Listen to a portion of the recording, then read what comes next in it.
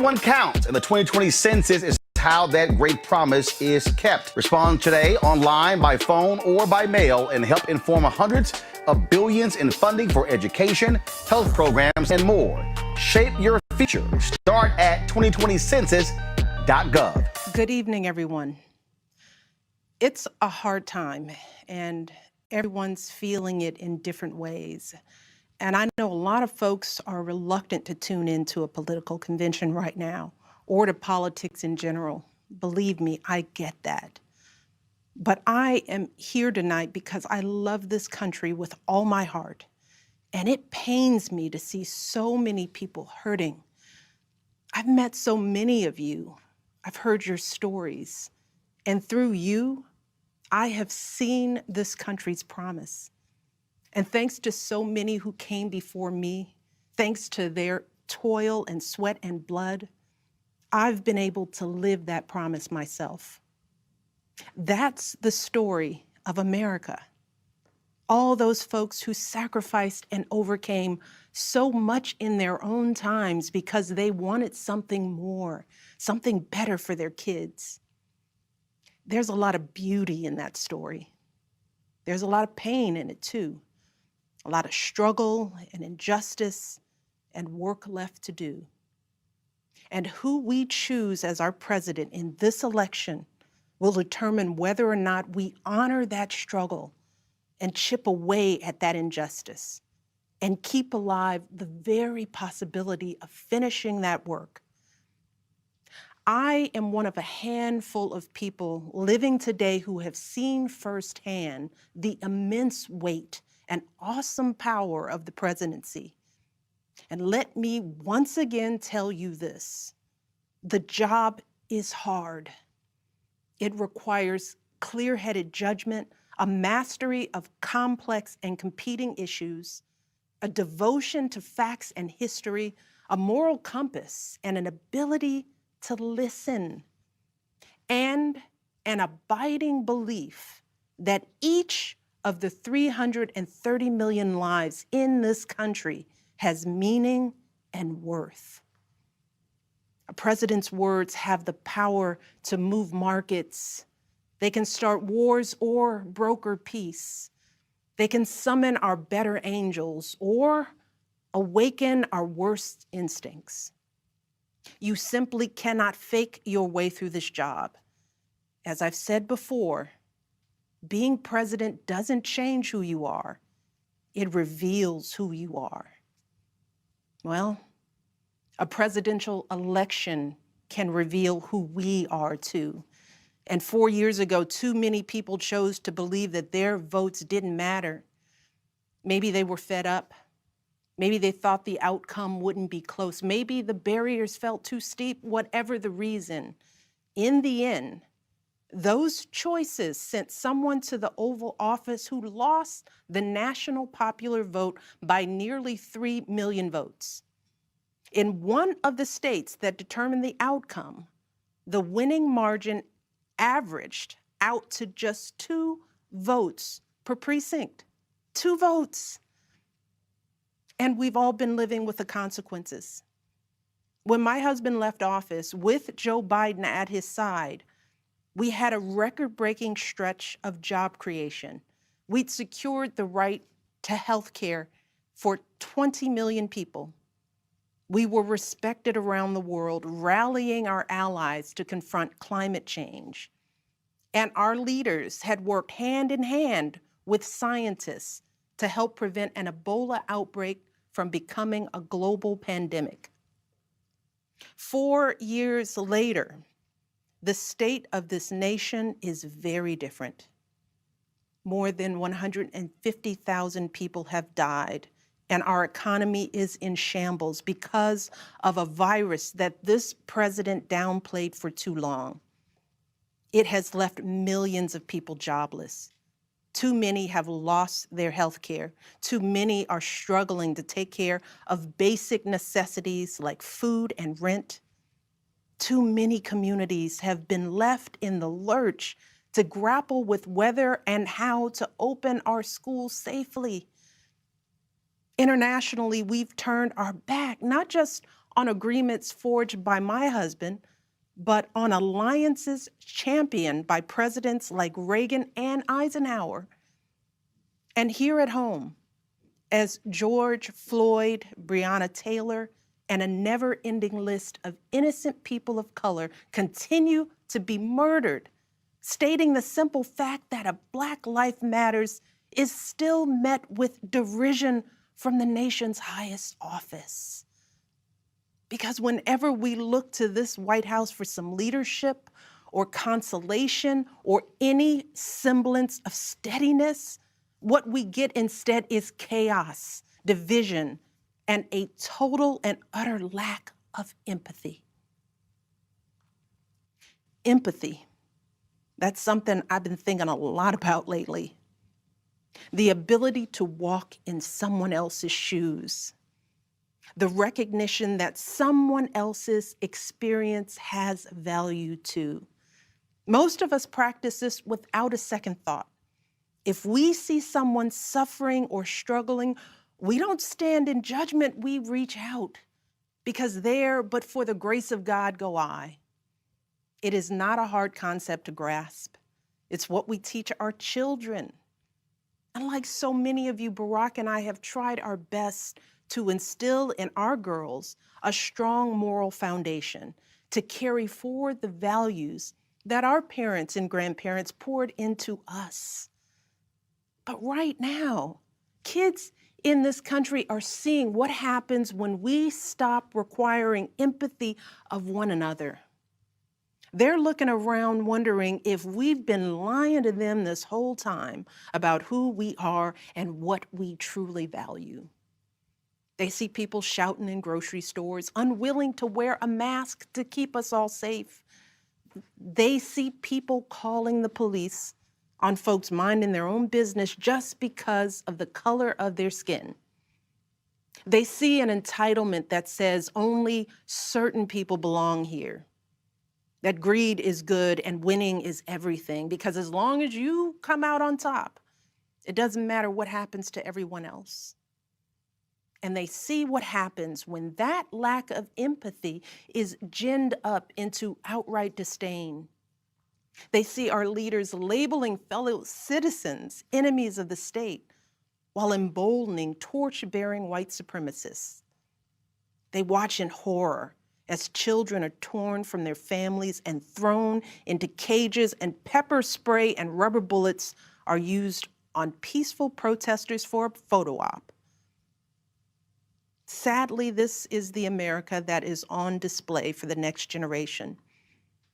A nation that's underperforming not simply on matters of policy, but on matters of character. And that's not just disappointing, it's downright infuriating.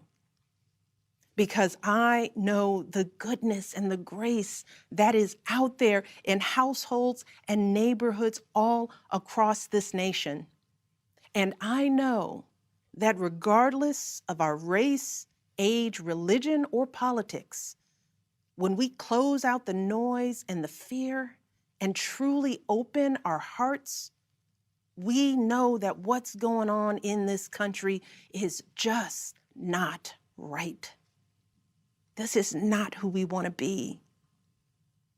So what do we do now? What's our strategy? Over the past 4 years, a lot of people have asked me, when others are going so low, does going high still really work? My answer, going high is the only thing that works. Because when we go low, when we use those same tactics of degrading and dehumanizing others, we just become part of the ugly noise that's drowning out everything else. We degrade ourselves. We degrade the very causes for which we fight. But let's be clear. Going high does not mean putting on a smile and saying nice things when confronted by viciousness and cruelty. Going high means taking the harder path. It means scraping and clawing our way to that mountaintop. Going high means standing fierce against hatred, while remembering that we are one nation under God. And if we want to survive, we've got to find a way to live together and work together across our differences. And going high means unlocking the shackles of lies and mistrust with the only thing that can truly set us free, the cold, hard truth. So let me be as honest and clear as I possibly can. Donald Trump is the wrong president for our country.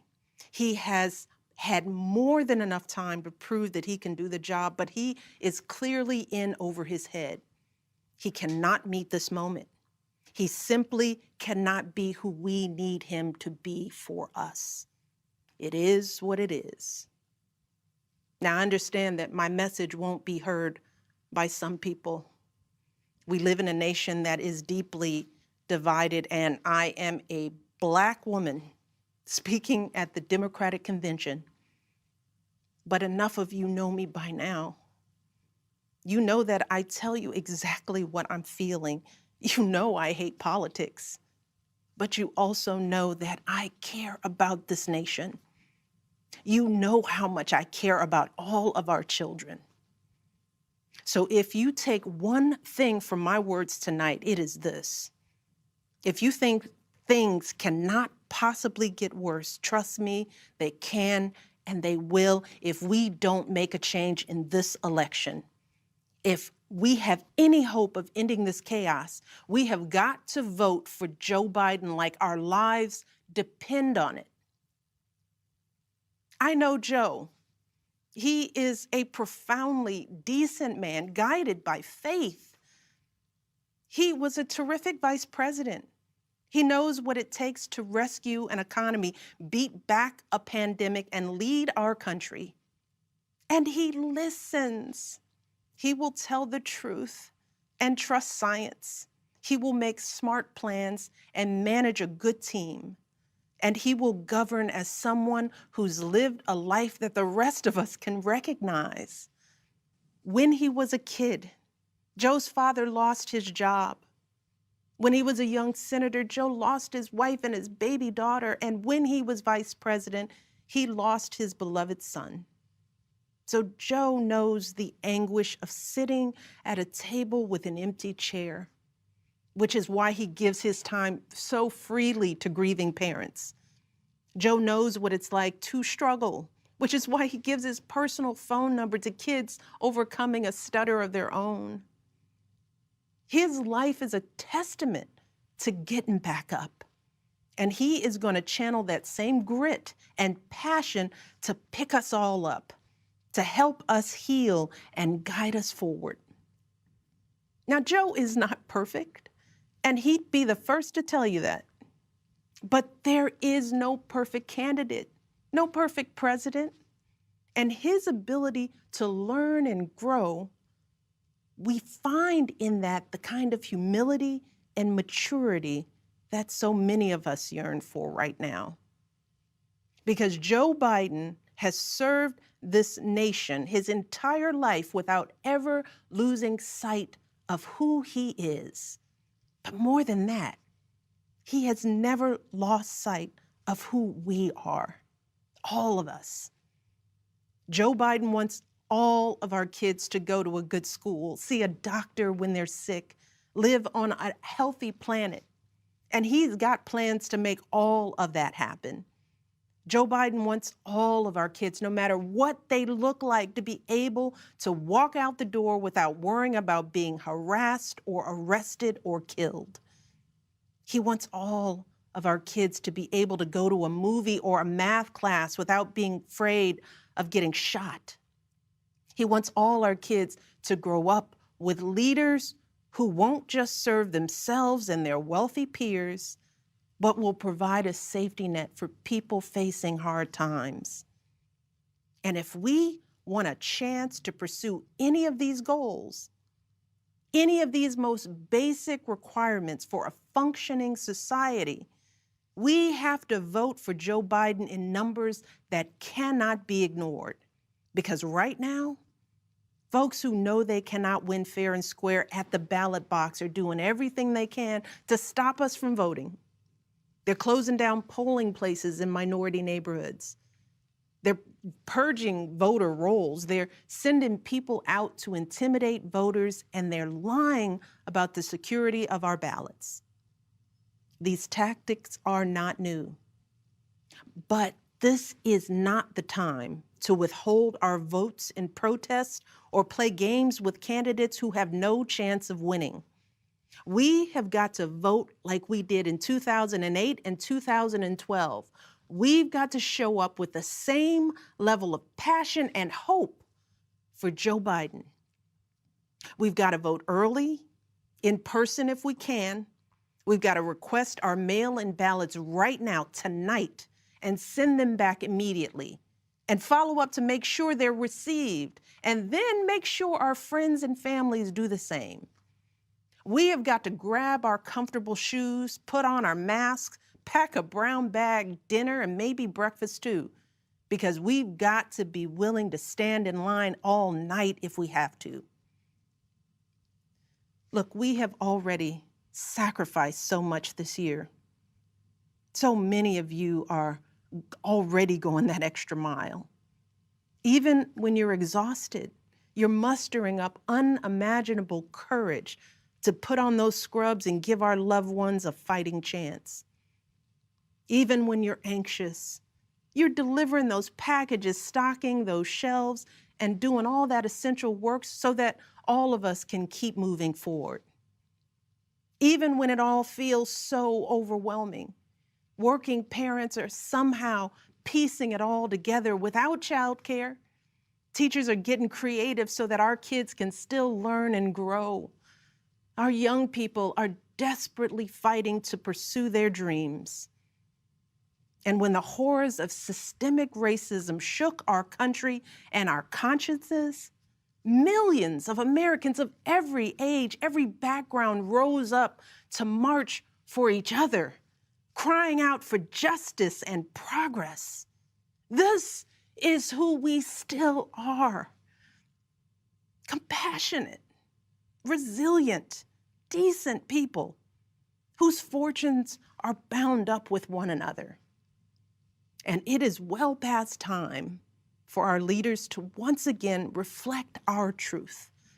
So it is up to us to add our voices and our votes to the chorus of history, echoing heroes like John Lewis, who said, "When you see something that is not right, you must say something.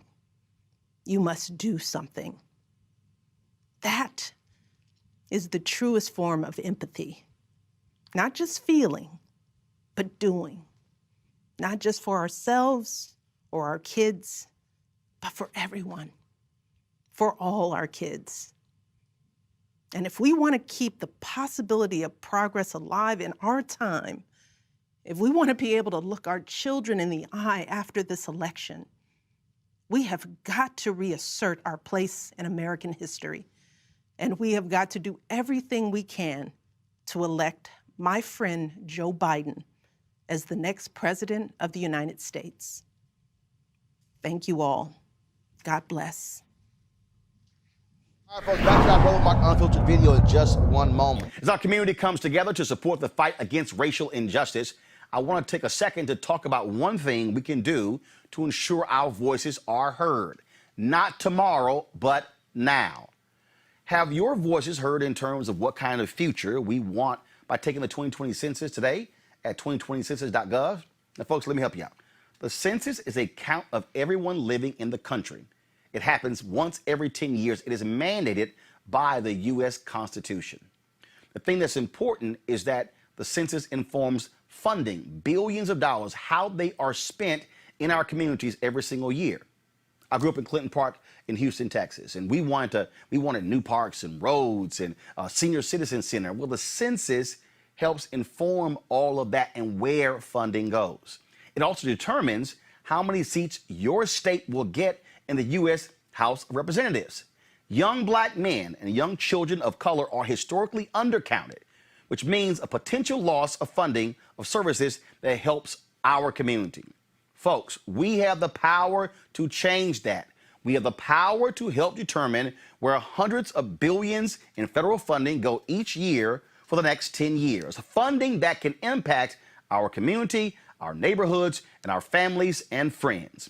Folks, responses are 100% confidential and can't be shared with your landlord, law enforcement, or any government agency. So please, take the 2020 census today. Shape your future. Start at 2020census.gov. In America, everyone counts, and the 2020 census is how that great promise is kept. Respond today online, by phone, or by mail and help inform hundreds of billions in funding for education, health programs, and more. Shape your future. Start at 2020census.gov. And folks, at the top of the show, we talked about the power of voting. It matters in these DA races there, these two sisters we had there, Monique Worrell as well as Melba Pearson, but also matters in every single election. Greg Palast has been one of the folks who has been really, really focused on this for any number of years. He has a new book out. It is called How Trump Stole 2020, with comics by Ted Rall, by Greg Palast. Greg, welcome back to the show, man.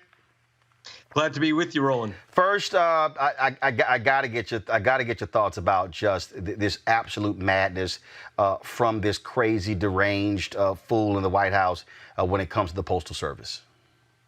Well, one of the problems we are running into is that before Agent Orange became president, Roland, 22% of mail-in ballots weren't counted. We already had a disaster with mail-in ballots, and it's been particularly harsh on communities of color.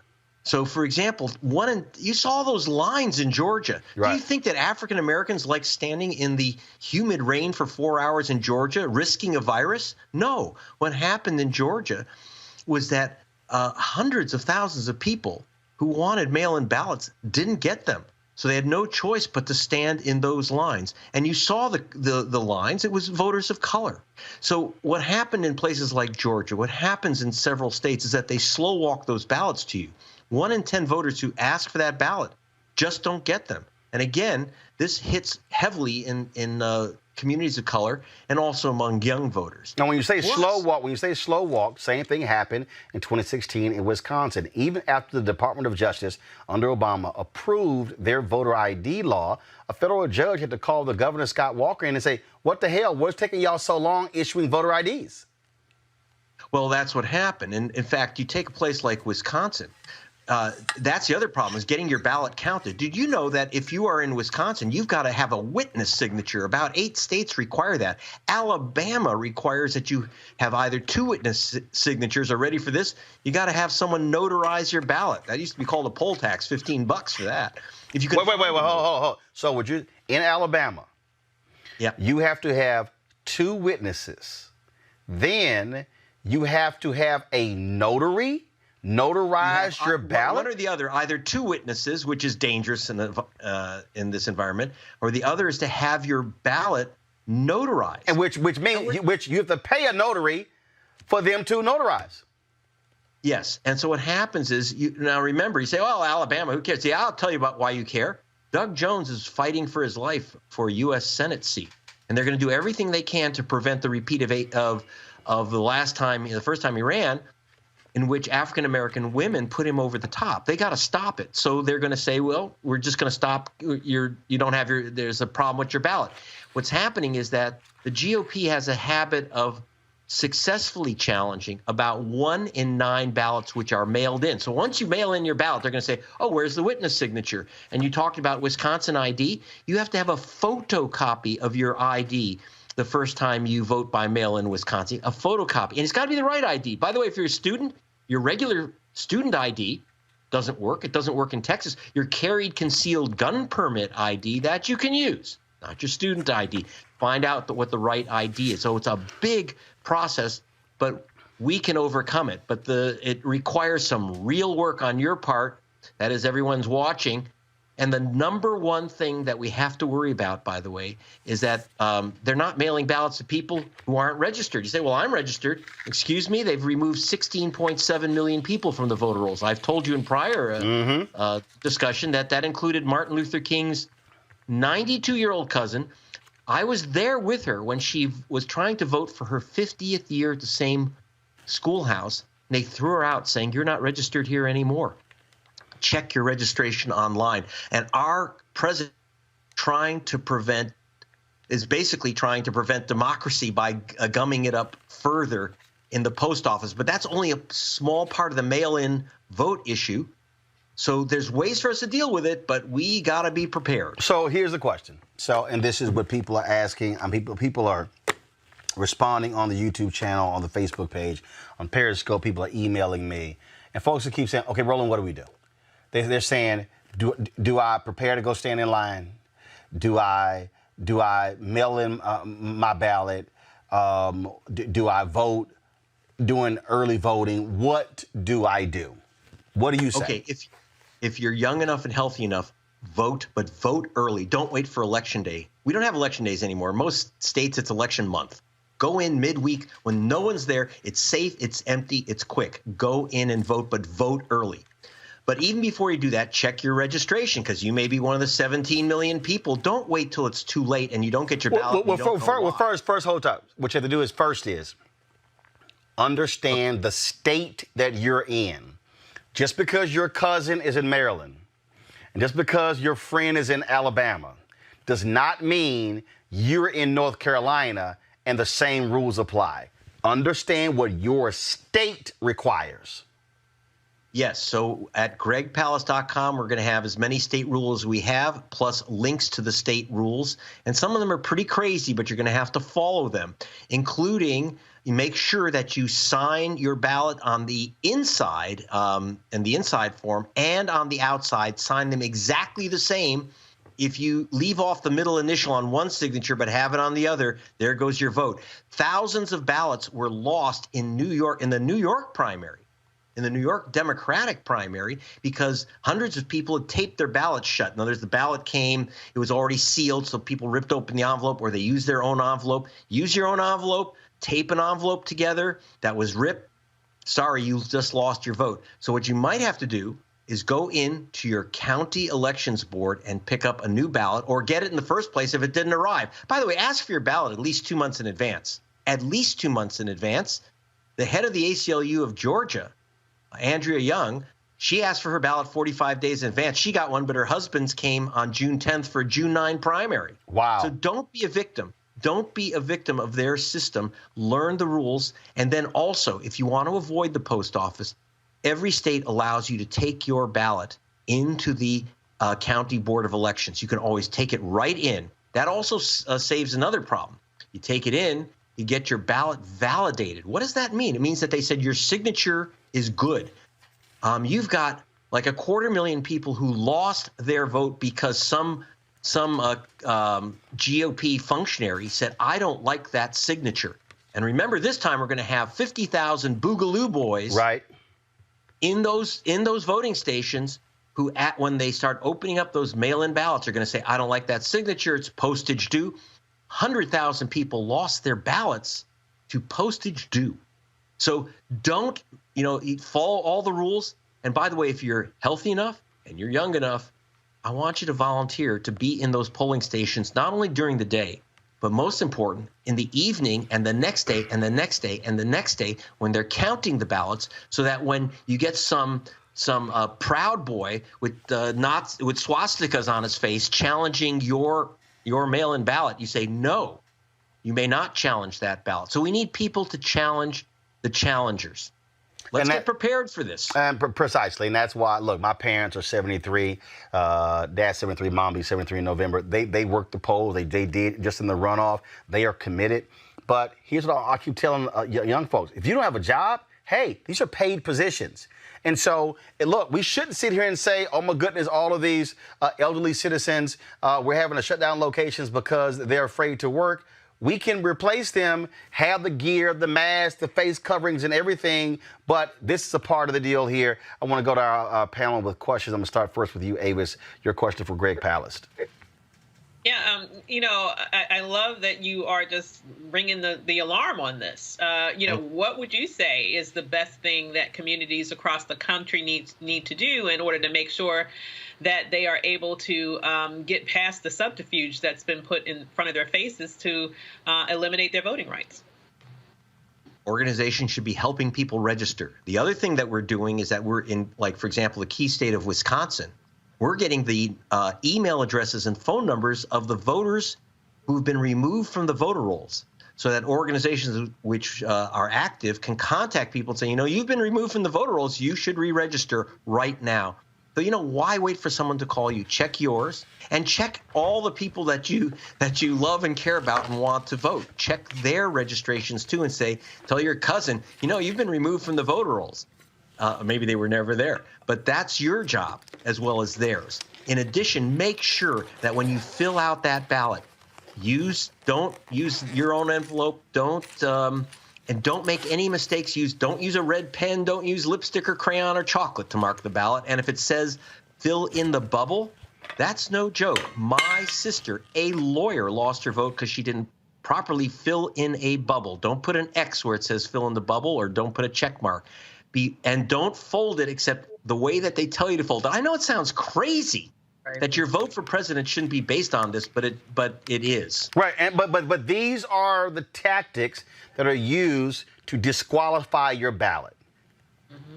Yeah, and not just anyone. I want to tell you, according to the U.S. Civil Rights Commission, which checked in Florida, where they still have the race of the voter marked on the voter rolls, that the chance of your vote being challenged and rejected is 900% higher if you're black than if you're white. That's just the cold truth. And so you better be prepared. And part of it is to make sure that you have volunteers in those polling stations, because it's not going to be just a few hours during the day.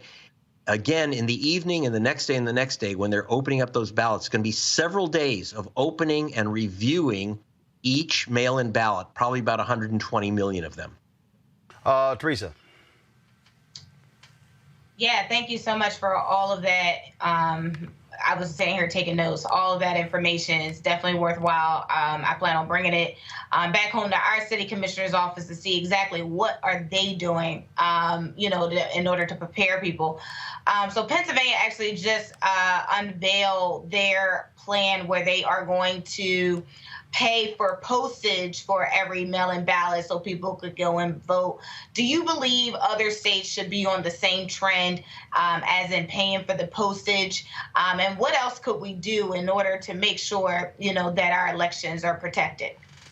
Well, one big danger of paying for the postage, I think it should be, because as I said, over 100,000 people lost their vote for postage due. And like in Ohio, it has a space for one stamp, but you better put on two, because you need two stamps in a lot of states. I would like to see postage paid, because a lot of young people don't even know where you buy a stamp. They may not even know what a stamp is if you're under 24. And here's one of the dangers that we have to fix. If you're going to have prepaid envelopes, you have to make a special request to the post office. And I know that's pretty scary given who's running the post office. But in New York, the postmaster there, half of the ballots that were mailed in were not postmarked. So those ballots were challenged. 12,000 ballots were thrown out because there was no postmark, because pre-sorted, prepaid, pre-stamped letters are not postmarked. So you have states that say it has to be postmarked, but if it's a prepaid stamp, it's a prepaid envelope, it's not postmarked unless officials or even independent people go to your local postmaster and say, please, can you commit to run all these ballots through the sorting machines to get them postmarked? Because usually they aren't if it's prepaid. It's a big problem in states that require the postmark. It's crazy. It's absolutely crazy. So I got to ask you this here. So how does that work then with drop boxes? Drop boxes are fantastic, better than mailboxes. Absolutely. So if I get a get a mail-in ballot, okay, and there's a drop box, I'll fill it out, do everything, and I drop it in the drop box. No issue, no postmark needed. That's correct. If you put it in the official drop box, so the states that have drop boxes absolutely use them. You can also bring your ballot. Almost every state allows you to bring in your so-called mail-in ballot into the early precinct station and just drop it off. And a lot of places, organizations which are registered, like League of Women Voters in some cases, and church groups, actually may pick up your ballots, like from older people, and take them into the county clerk's office. Again, if you go to your county elections board and drop off your ballot there, that's absolutely the safest, and hopefully you can get your signature verified so someone can't say, no, I don't like that guy's signatures. Wow. Any other questions, Avis or Teresa? I do. I just one quick. You mentioned about in terms of the postmarks, that you had to, in essence, rally your specific locality to run these ballots through the machines. Although we've been hearing lately that those machines have not only, many of them across the country are not only being turned off, they're literally being disassembled. I mean, can you think of any more blatant ways in which an administration could specifically try to sabotage the main system by which its citizenry is supposed to be able to vote during a pandemic?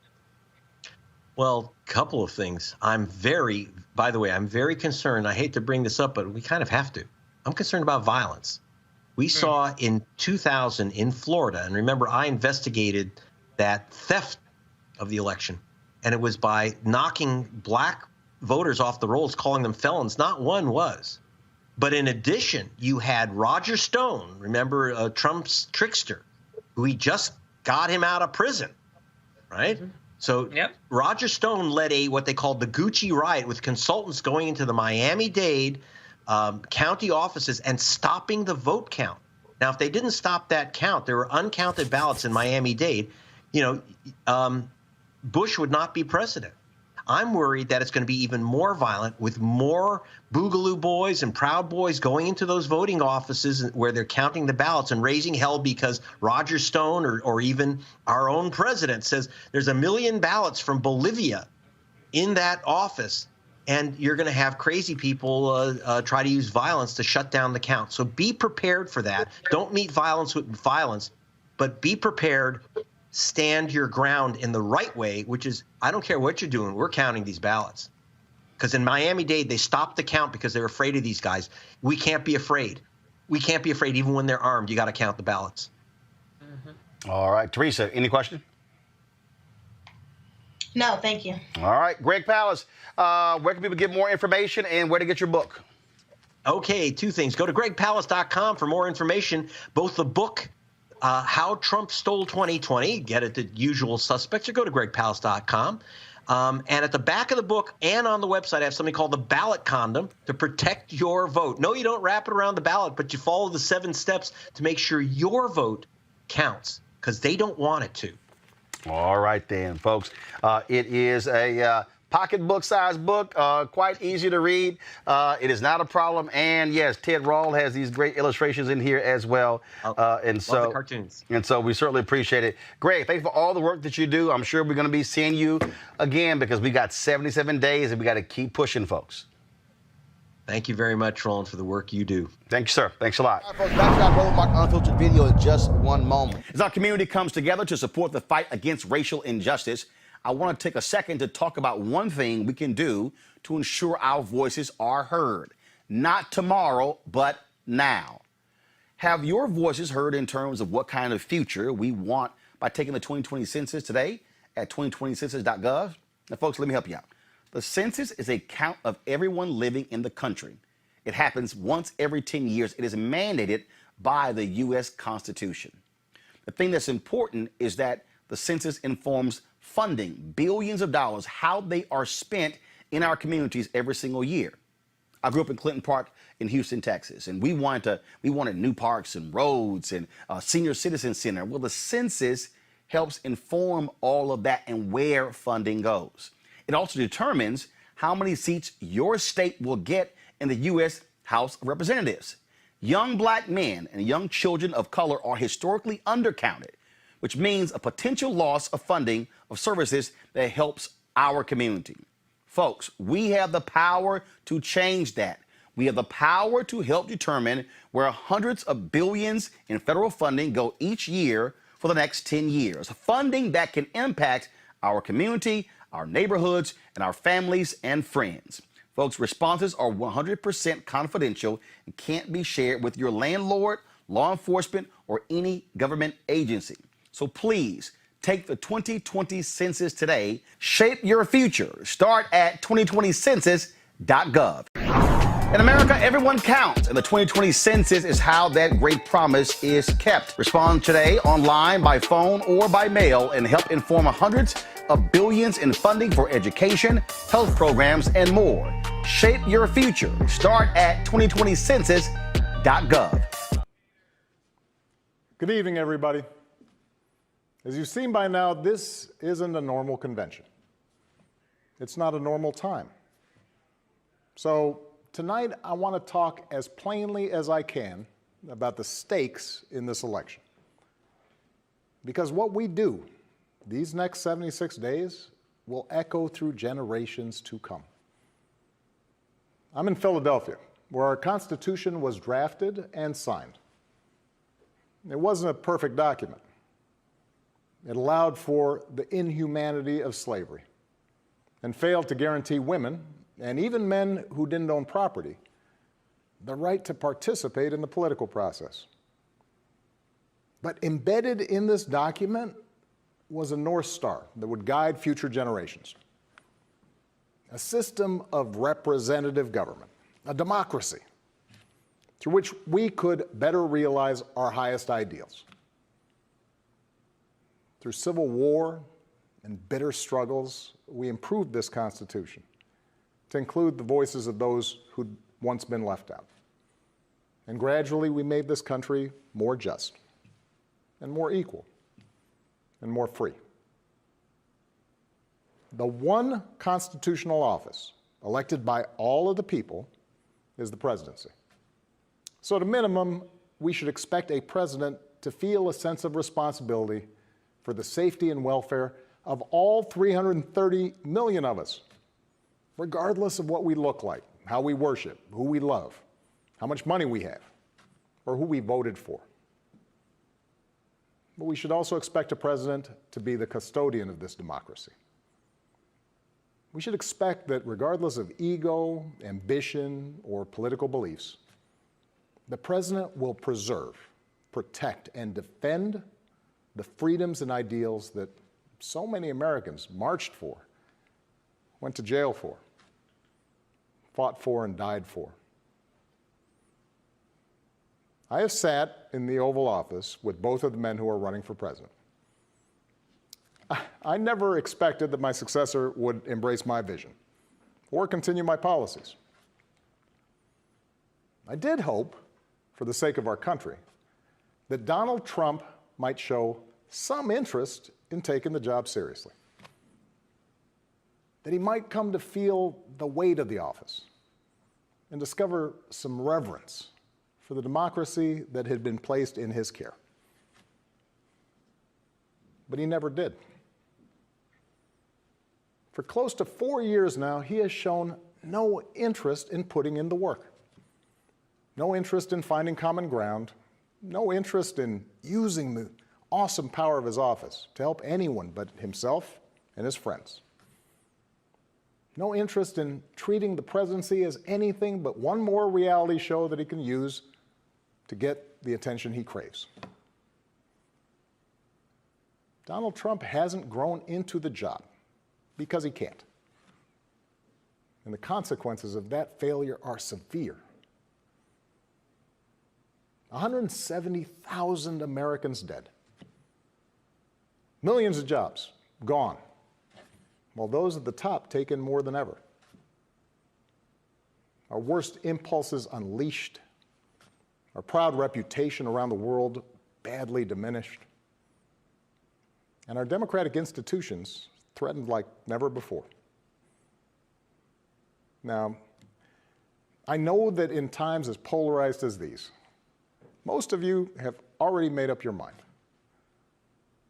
But maybe you're still not sure which candidate you'll vote for, or whether you'll vote at all. Maybe you're tired of the direction we're headed, but you can't see a better path yet, or you just don't know enough about the person who wants to lead us there. So let me tell you about my friend, Joe Biden. 12 years ago, when I began my search for a vice president, I didn't know I'd end up finding a brother. Joe and I come from different places, different generations, but what I quickly came to admire about Joe Biden is his resilience, born of too much struggle, his empathy, born of too much grief.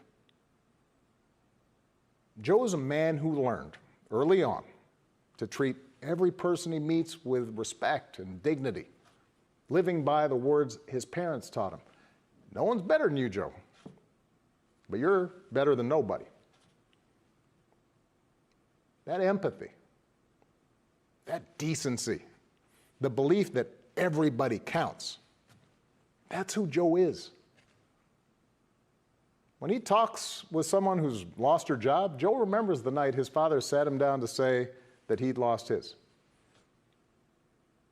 When Joe listens to a parent who's trying to hold it all together right now, he does it as a single dad who took the train back to Wilmington each and every night so he could tuck his kids into bed. When he meets with military families who've lost their hero, he does it as a kindred spirit, the parent of an American soldier, somebody whose faith has endured the hardest loss there is. For 8 years, Joe was the last one in the room whenever I faced a big decision. He made me a better president, and he's got the character and the experience to make us a better country. And in my friend Kamala Harris, he's chosen an ideal partner who is more than prepared for the job. Someone who knows what it's like to overcome barriers and who's made a career fighting to help others live out their own American dream. Along with the experience needed to get things done, Joe and Kamala have concrete policies that will turn their vision of a better, fairer, stronger country into reality. They will get this pandemic under control, like Joe did when he helped me manage H1N1 and prevent an Ebola outbreak from reaching our shores. They'll expand health care to more Americans, like Joe and I did 10 years ago, when he helped craft the Affordable Care Act and nail down the votes to make it the law. They'll rescue the economy, like Joe helped me do after the Great Recession. I asked him to manage the Recovery Act, which jump-started the longest stretch of job growth in history. And he sees this moment now, not as a chance to get back to where we were, but to make long overdue changes so that our economy actually makes life a little easier for everybody. Whether it's the waitress trying to raise a kid on her own, or the shift worker always on the edge of getting laid off, or the student figuring out how to pay for next semester's classes. Joe and Kamala will restore our standing in the world. And as we've learned from this pandemic, that matters. Joe knows the world, and the world knows him. He knows that our true strength comes from setting an example that the world wants to follow. A nation that stands with democracy, not dictators. A nation that can inspire and mobilize others to overcome threats like climate change and terrorism, poverty and disease. But more than anything, what I know about Joe, what I know about Kamala, is that they actually care about every American, and that they care deeply about this democracy. They believe that in a democracy, the right to vote is sacred, and we should be making it easier for people to cast their ballots, not harder. They believe that no one, including the president, is above the law, and that no public official, including the president, should use their office to enrich themselves or their supporters. They understand that in this democracy, the commander-in-chief does not use the men and women of our military who are willing to risk everything to protect our nation as political props to deploy against peaceful protesters on our own soil. They understand that political opponents aren't un-American just because they disagree with you. A free press isn't the enemy, but the way we hold officials accountable. That our ability to work together to solve big problems like a pandemic depend on a fidelity to facts and science and logic, and not just making stuff up. None of this should be controversial. These shouldn't be Republican principles or Democratic principles. They are American principles. But at this moment, this president and those who enable him have shown they don't believe in these things. Tonight, I'm asking you to believe in Joe and Kamala's ability to lead this country out of these dark times and build it back better. But here's the thing. No single American can fix this country alone, not even a president. Democracy was never meant to be transactional. You give me your vote, I make everything better. It requires an active and informed citizenry. So I'm also asking you to believe in your own ability, to embrace your own responsibility as citizens, to make sure that the basic tenets of our democracy endure. Because that's what's at stake right now. Our democracy. Look, I understand why a lot of Americans are down on government. The way the rules have been set up and abused in Congress make it easier for special interests to stop progress than to make progress. Believe me, I know it. I understand why a white factory worker who's seen his wages cut or his job shipped overseas might feel like the government no longer looks out for him, and why a black mom might feel like it never looked out for her at all. I understand why a new immigrant might look around this country and wonder whether there's still a place for him here. Why a young person might look at politics right now, the circus of it all, the meanness and the lies and conspiracy theories, and think, what is the point? Well, here's the point. This president and those in power, those who benefit from keeping things the way they are counting on your cynicism. They know they can't win you over with their policies. So they're hoping to make it as hard as possible for you to vote and to convince you that your vote does not matter. That is how they win. That is how they get to keep making decisions that affect your life and the lives of the people you love. That's how the economy will keep getting skewed to the wealthy and well-connected. How our health systems will let more people fall through the cracks. That's how a democracy withers, until it's no democracy at all. And we cannot let that happen. Do not let them take away your power. Do not let them take away your democracy. Make a plan right now for how you are going to get involved and vote. Do it as early as you can and tell your family and friends how they can vote too. Do what Americans have done for over 2 centuries when faced with even tougher times than this. All those quiet heroes who found the courage to keep marching, keep pushing in the face of hardship and injustice. Last month, we lost a giant of American democracy in John Lewis. And some years ago, I sat down with John and a few remaining leaders of the early civil rights movement. One of them told me he never imagined he'd walk into the White House and see a president who looked like his grandson. And then he told me that he had looked it up.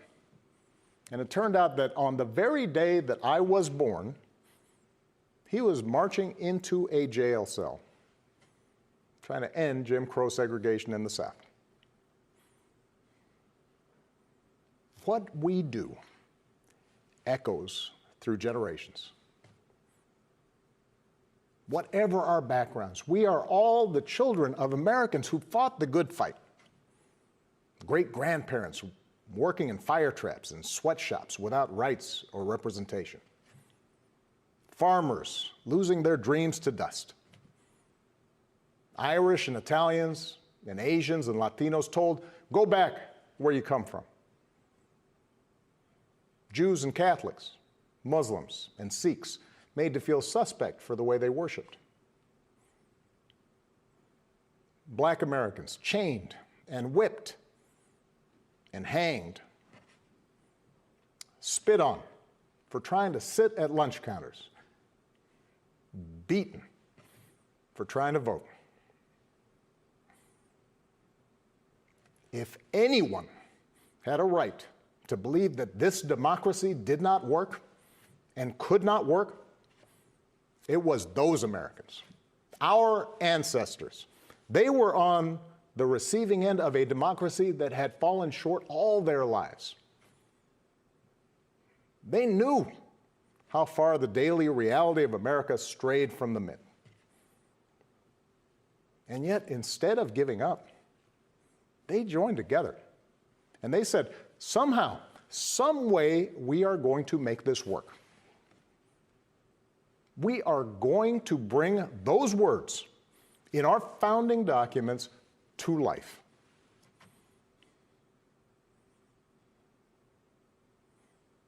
I have seen that same spirit rising these past few years.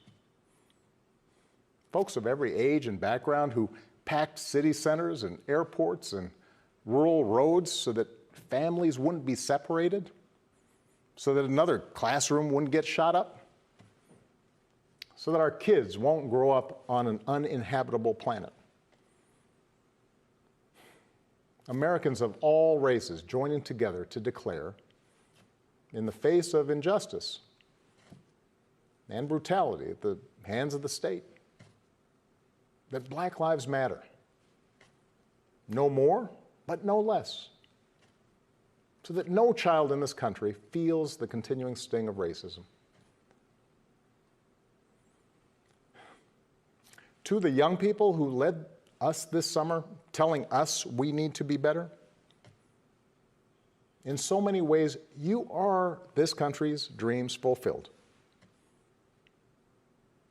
Earlier generations had to be persuaded that everyone has equal worth. For you, it's a given, a conviction. And what I want you to know is that for all its messiness and frustrations, your system of self-government can be harnessed to help you realize those convictions for all of us. You can give our democracy new meaning. You can take it to a better place. You're the missing ingredient. The ones who will decide whether or not America becomes the country that fully lives up to its creed. That work will continue long after this election. But any chance of success depends entirely on the outcome of this election. This administration has shown it will tear our democracy down if that's what it takes for them to win.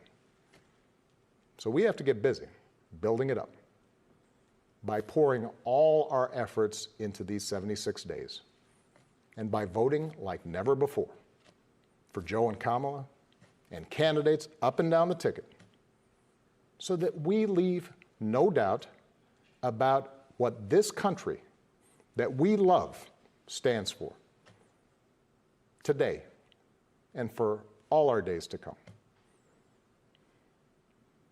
Stay safe. God bless.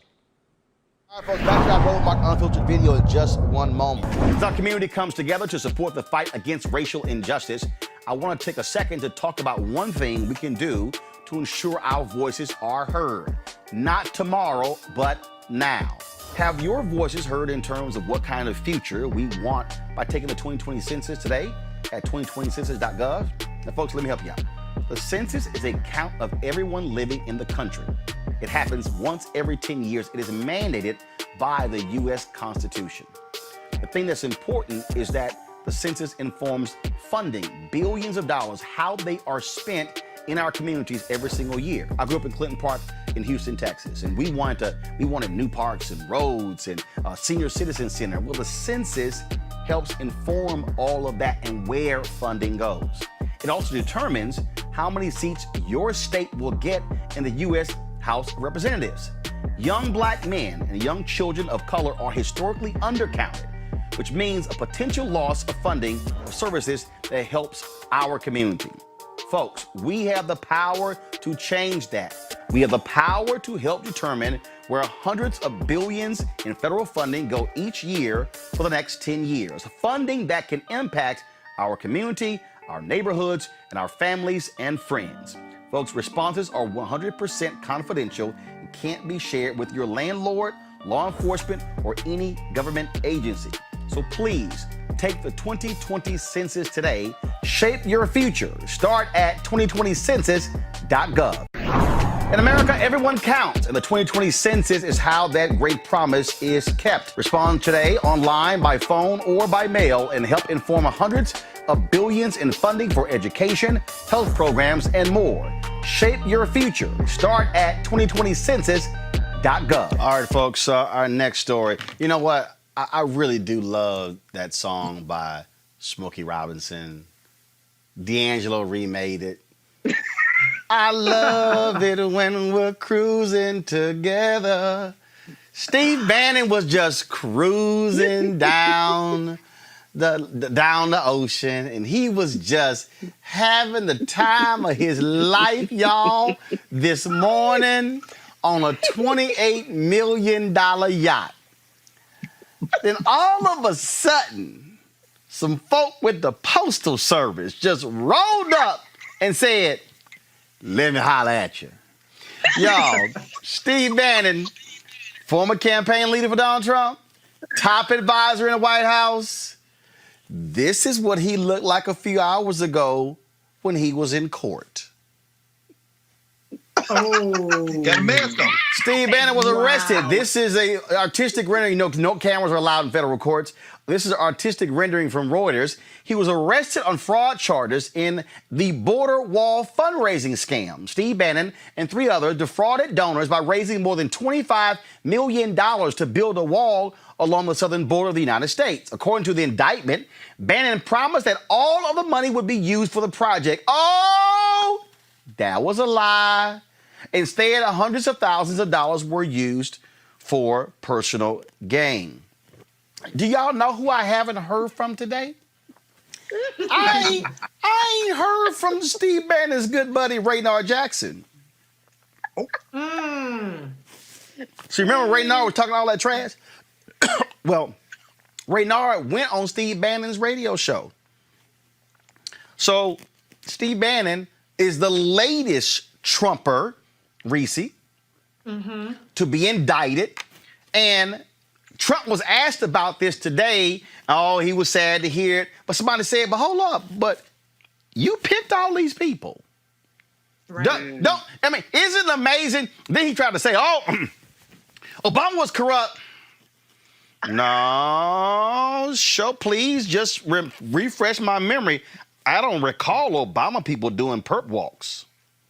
No. And this is actually the second Trump campaign co-chair or manager to get arrested. Paul Manafort has already been convicted of crimes that he committed. And so the Trump orbit is nothing more than a criminal enterprise. I think by the time, in the next couple of years, we're going to see some RICO charges on all these people, and they're all going to go down. The way that you get the white folks is you got to get them with the financial crimes, okay? They get the black folks with the stop and frisk and all the other stuff, but you got to get the white folks with the financial crimes. And so it's much harder to weasel out of these things because they have all the documentation. And so, these are the chickens coming home to roost. And even Bill Barr cannot come to Steve Bannon's rescue. And the good thing is that this likely will not be dispositioned in a way that Donald Trump can pardon him or commute his sentence like he did with Roger Stone. And he will be going to jail behind this. So here, the folks at the Midas Touch, you know, they don't wait long. They don't wait long. They already dropped they Steve Bannon ad. And you know I'm obliged to play it. Papadopoulos was convicted of lying to the FBI about his contacts with Russians. He was the coffee boy. Don't remember much about it. Former Trump campaign advisor Rick Gates pleaded guilty. Paul Manafort convicted on 8 criminal counts. George Nader just arrested today on child pornography charges. Associates of the president's personal lawyer, Rudy Giuliani. Parnas and Igor Fruman. I don't even know who they are. Felix Sater. He is in the news because of his efforts to build a hotel in Moscow with Donald Trump. If he were sitting in the room right now, I really wouldn't know what he looked like. President Trump's longtime personal lawyer, Michael Cohen. Michael Flynn admitting he lied to the FBI. Roger Stone has now been found guilty on 7 counts. Breaking news of Trump's ex-political advisor, Steve Bannon, being arrested in connection with a crowdfunding scheme called Rebuild the Wall.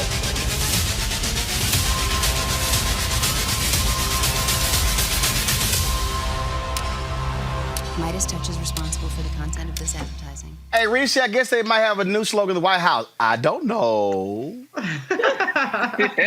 Well, I love that they had the only people who haven't been indicted yet. We do know from news this week that there had been several criminal referrals from the Senate intelligence investigation that were sent to, I believe, Barr or one of Trump's corrupt attorney generals that were not acted upon. And so there are some people that are still in the crosshairs of criminal liability. But before I go to you, Greg, you know the Lincoln Project, they had to have something to say too. Of course. And I am obliged to play it.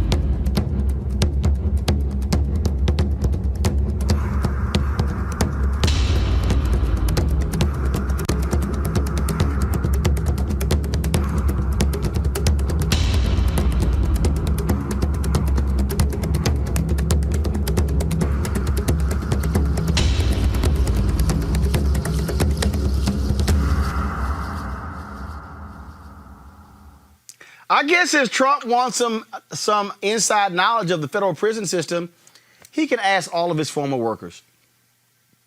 Well, I suspect, Roland, he had some inside knowledge even of this, because remember, this is the Southern District of New York. That's where Audrey Strauss is her first big case that she's announced since Toady Barr replaced Jeffrey Berman up there. I think Trump probably knew about this. And you messy for going on Twitter and putting all them boat songs on there, brother. My contribution to your list was the Hughes Corporation. Hashtag songs for Steve Bannon.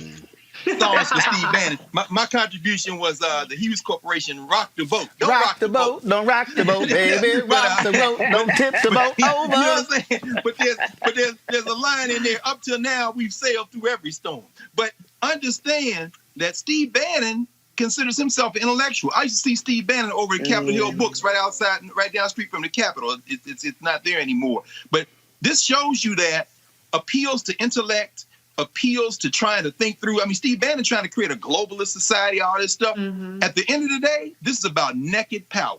When he couldn't serve Donald Trump anymore, they threw him overboard. And if you don't think that Barr didn't tell Trump before this went down that the Southern District was getting ready to drop the hammer, because remember, Trump said something the other day about, oh, Bannon, I don't know, man. Yeah, because it's your turn. I'm just waiting on Steve Bannon's book and Steve Bannon to finally name all the names. But even that's not going to be enough, because between the QAnon people and the White Nationalist Party, they don't care about criminality. This is all about power, brother. Yep. So they will throw Steve Bannon. Oh, he's finding out now. So here, before you speak, Erica, this is when the orange one was asked about his former homie, Steve Bannon, at the White House today.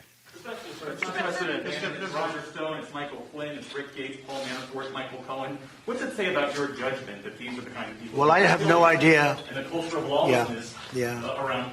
Well, no, there was great lawlessness in the Obama administration. They spied on our campaign illegally. And if you look at all of the things and all of the scandals they had tremendous lawlessness.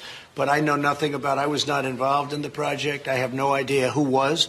But I can tell you, I didn't know the people, the three people that were talked about were people that I did not know. I don't believe I ever met them. I don't think that should be a privately financed wall. I don't think it's too complex. It's too big. And we're now up to 300 miles, almost in another week and a half, we'll be up to 300 miles of wall at the highest level. They were even having construction problems. I was reading, the little I know about it, I got from you. I was reading where they were having construction problems with the wall that they had a small area just to show people that they could build a wall, and they were having a lot of problems where it was toppling over and other things. And I didn't like it because I didn't want to be associated with that. We built a very powerful wall. It was a wall that is virtually impossible to get through. It's very, very tough. It's very strong, and it's everything the Border Patrol wants. Reese, his ass line. Excuse me, Eric, his ass line. Yeah, he's the father of lies and the son of a Klansman, right? When you think about Steve Bannon, I immediately think about, and I always go back to this moment in CPAC in February 2017, where he sat on stage and said very boldly, and it was printed across many, many publications, and people talked about it, well, except for Black people, very casually, that the plan for this particular regime was to deconstruct the administrative state. And now Steve Bannon, the day after Senator Kamala Harris made it very clear that she knows a predator when she sees one and has no issue with prosecuting transnational criminal organizations that very next day that he was arrested. I think that's just very poetic in and of itself. And so when we kind of look at, the grifting nature, right, this emoluments president, and that things that come out of his loin pretty much do the same thing. Now, interestingly enough, from what I understand, the yacht that he was on was of a Chinese billionaire. So when you think about all of the money that a Chinese billionaire reportedly tied to Chinese Secret Service. But go ahead, I'm sorry. But see, this is why you have to be tuned in to Roland Martin Unfiltered. And why all of this matters, everyone, is because while this regime, and I'm going to use the term that I love when Dr. Carr talks about toadies, William Barr, and all of those different sycophants and people that fall up under that regime, real dear leader squadron, is that when you think about what they've been doing is telling Americans, listen, $600 a month, that's too much, maybe $200. However, I'm going to be home for about 3 weeks or somewhere for 3 weeks. We'll pick it up later. These are the people that are saying that they want to make sure that corporations are taken care of. They want to make sure that they're taking care of the NRA, all of these different kind of organizations, but starving Americans. And so I think that when people see this particular regime and all of the people that come out of this regime, it is real, to me, it makes it much, much easier to cast a vote for people who actually do believe in some level of the rule of law. But I do want to remind y'all that Donald Trump said, I never believed in this project. I did not support this project. But your grifting ass son did. Your namesake. His campaign rally? I am obliged to play this video. And thank you guys for being here. Brian, thank you so much for all your sacrifices doing this and showing really what capitalism's all about, right? This is private enterprise at its finest, doing it better, faster, cheaper than anything else. And what you guys are doing is pretty amazing. It started from a grassroots effort, and it's just doing some wonderful things for an important issue. And thank you guys for being here. Brian, thank you so much for all your sacrifices doing this. So the Brian he was referencing, that's one of the people who got indicted today. So when Donald Trump says, oh, I was never down with this, yeah, but Fredo was. I don't say that about Fredo. He's not dumb, he's smart. He's smart and he wants respect, brother. Fredo was. See, y'all. There is no Michael Corleone in that I kept trying to tell y'all, this is the thug in chief. This is the thug in chief. This is, they all are grifters. And you know who the stupidest people out there are? These stupid conservatives who just keep giving these fools money. Remember the other fools who had that Trump PAC and the fools thought they were giving money for Trump re-election and all that they were doing was simply paying themselves? I keep trying to tell, look, you stupid if you give money to Candace Owens. You stupid if you give money to Brandon Tatum. You got to be a dumbass to give money to Jesse Lee Peterson, to Steve Bannon, to all of these. That's the game they play. The game they play.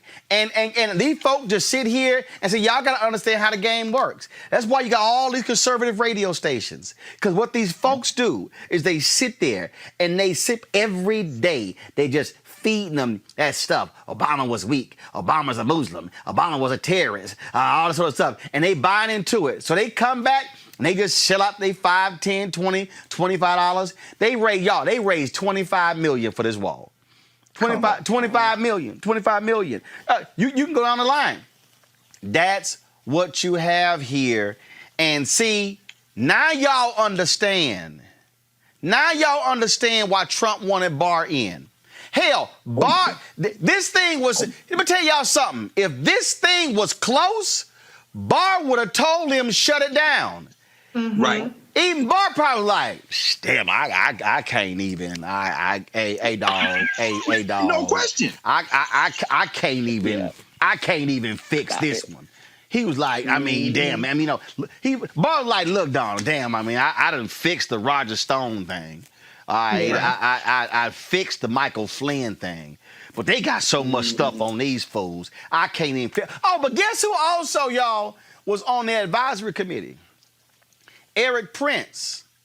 Oh, Betsy DeVos's brother. I ain't done. Former baseball player, that racist Kurt Schilling. And guess who else? Fake-ass cowboy David Clark. Oh, yeah. So they're not All of them He were needs a on. check. Yeah, the U.S. Attorney's Office ain't done. And the post office police. I guess some does work at the post office, huh? Okay. All I'm saying, I'm just saying. So while all y'all sitting here acting a fool, you know, doing what y'all do, I just keep trying to explain to y'all, you know, okay, keep it up, y'all. These are thugs. They are grifters. That's all they know. That's all they do. And you just need to understand how they roll. I'm just trying to tell y'all. So that's look, and that's why they're trying to hold on, because Trump. No, y'all hold up. I forgot. I got to tell y'all the last one. The damn court in New York said, Trump, no. You got to turn your tax returns over to the DA in Manhattan. Now they're trying to fight that. Y'all. But Roland, you know that problem with judges. Right, that's right. Right, but the deal though is because John Roberts set it up, so they're gonna have to appeal it back to him. That's why he won. He didn't win. They knew they was gonna do. That's right. Hey, all I'm saying is this here. When you have thug after thug after thug, y'all, I told y'all it's 74 days left in this. I got my notice today, my absentee ballot, filled it out today, mail that sucker back. Y'all, if we do what we are supposed to do, I know there's a new poll saying they tied in Minnesota, but y'all, if we do what we are supposed to do, the day after election, I'm going to be sitting here jamming to this. Crank it up.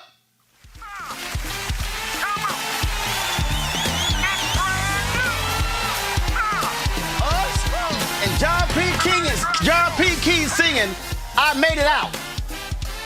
Now look, Obama said it last night in his speech. No, pull the music. I didn't tell you pull the music down. Going back to the panel.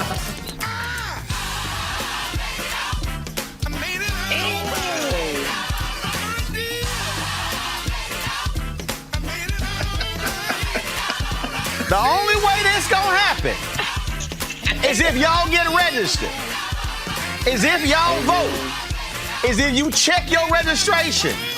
You got to tell every family member, every one of your cousins, everyone, you got your nephew, your niece, your aunt, your uncle, all of them, because these thugs have got to go, because we got to be out of this mess. Sing it, John.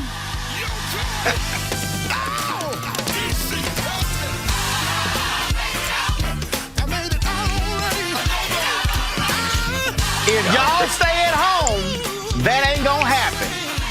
Go ahead and close us out, Greg Carr. No, brother. My soul look back and wonder how I got over might be the one I'll see if we get past January. Reese, close us out. I'll make it out a little bit farther than the U.S., but I will be in and say, if you don't vote, none of it matters. Right. We naming it and claiming whatever the earthly version of hell is. Hold on, Reese. Greg finish. All right, go ahead. Reese, go ahead. I'm saying we naming it and we claiming it Biden-Harris victory 2020, but we got to vote Plan A, Plan B, Plan C, and Plan Z. Go ahead. Erica, close it out. Come on, Eric. And get your voting outfit together. Yes, I said outfit. I'm bringing the whole South. Get your voting outfit together. Your PPE, your shoes, your shoe covers, your face shield, your mask, your little water, your hairnet, your gloves, your extra gloves, your hand sanitizer, your chaps if you have to wear them. Get your voting outfit together now. Look, I'm real clear. I am hyper-focused. This thug and his birth-a-damn wife and his ignorant children, all them grifters have got to go. Come on, Roland. And anybody who want to sit here and play games, any of y'all want to say, hey, this ain't no big deal, we really have dealt with more. These folk don't believe in civil rights. They don't believe in police consent decrees. They don't believe in real criminal justice reform. They don't believe in actually helping black businesses. They don't believe in the Affordable Care Act and helping folks with health care. And even Republican states like Oklahoma and Missouri passed Medicaid expansion. All I'm saying is if y'all sitting here stuck on stupid, keep making up some bullshit in terms of what's going on. I'm trying to tell y'all right now, if they are in charge of the White House, in charge of the Senate, there's nothing that you say you care about that they are going to do. They ain't moved on fixing the Voting Rights Act. They have not moved on making sure our elections are secure. Mitch McConnell says, look, he's the grave digger. You name it, that's what he is. And so, this is not about Democrat, Republican. This ain't about even Trump, Biden. This is literally a decision that you're going to be voting on for your children's children. Don't play games with this. I'm telling y'all right now, these folks got to go. And I told y'all this means war. They asses got to go. And so if any more of these thugs get arrested, hell yeah, we gonna do the happy dance. And I can't wait for Trump to lose so they can go back and indict Roger Stone and throw his punk ass in prison with that particular racist. Back to our Roland Unfiltered video in just one moment. As our community comes together to support the fight against racial injustice, I want to take a second to talk about one thing we can do to ensure our voices are heard. Not tomorrow, but now. Have your voices heard in terms of what kind of future we want by taking the 2020 census today at 2020census.gov? Now, folks, let me help you out. The census is a count of everyone living in the country. It happens once every 10 years. It is mandated by the U.S. Constitution.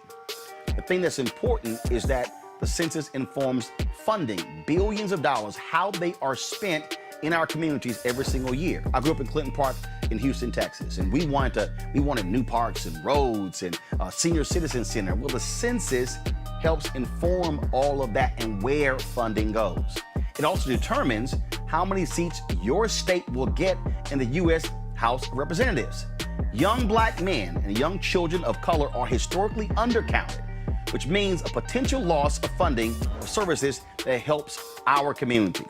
Folks, we have the power to change that. We have the power to help determine where hundreds of billions in federal funding go each year for the next 10 years. Funding that can impact our community, our neighborhoods, and our families and friends. Folks, responses are 100% confidential and can't be shared with your landlord, law enforcement, or any government agency. So please take the 2020 census today. Shape your future. Start at 2020census.gov. In America, everyone counts, and the 2020 census is how that great promise is kept. Respond today online, by phone, or by mail, and help inform hundreds of billions in funding for education, health programs, and more. Shape your future. Start at 2020census.gov. The Lawyers Committee for Civil Rights Under Law is suing Postmaster General Louis DeJoy and the United States Postal Service for the actions intended to disrupt the 2020 election. They are suing on behalf of the National Urban League, Common Cause, and the League of Women Voters to challenge the actions intended, again, as I said, to disrupt the 2020 election. Joining us right now is Kristen Clark. She's the President and Executive Director for the Lawyers Committee for Civil Rights Under Law. So, Kristen, what is the basis of your lawsuit?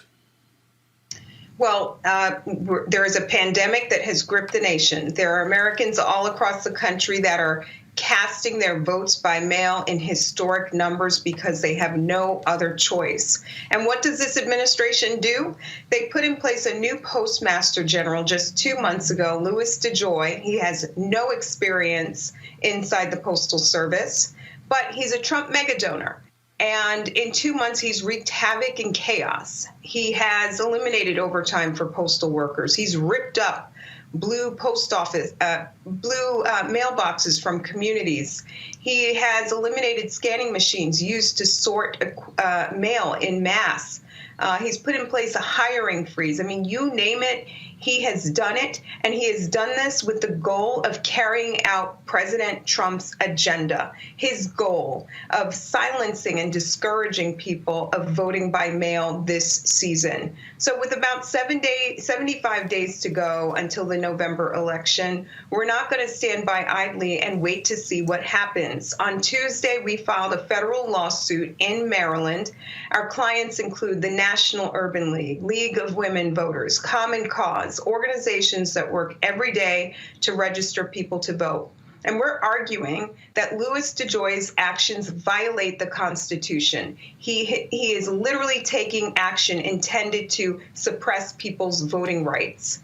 And he's also undertaken all of these policies without going to the U.S. Postal Commission and getting clearance for the changes as required under administrative law. So we're going to fight tooth and nail. This is one of the most consequential elections of our lifetime. And we know that this administration is bent on undertaking any action possible to disenfranchise voters. And so you're suing them.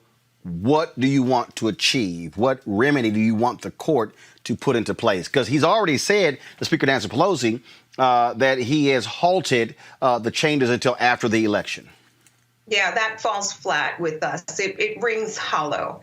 We're not buying his mea culpa. He needs to be held accountable. He has proven every day during his 2 months on the job that he is there to hijack and turn the U.S. Postal Service upside down, an agency that's been in place for over 200 years. And you never hear controversy about the Postal Service because it's run by postal workers who do their job. They get mail to people and they get it to them on time. So we're not buying his apology. We're not going to stand by and wait to see what happens. We're in court right now making sure that we can get remedial relief to address the damage that he has done. He has done tremendous damage during his 2 months on the job.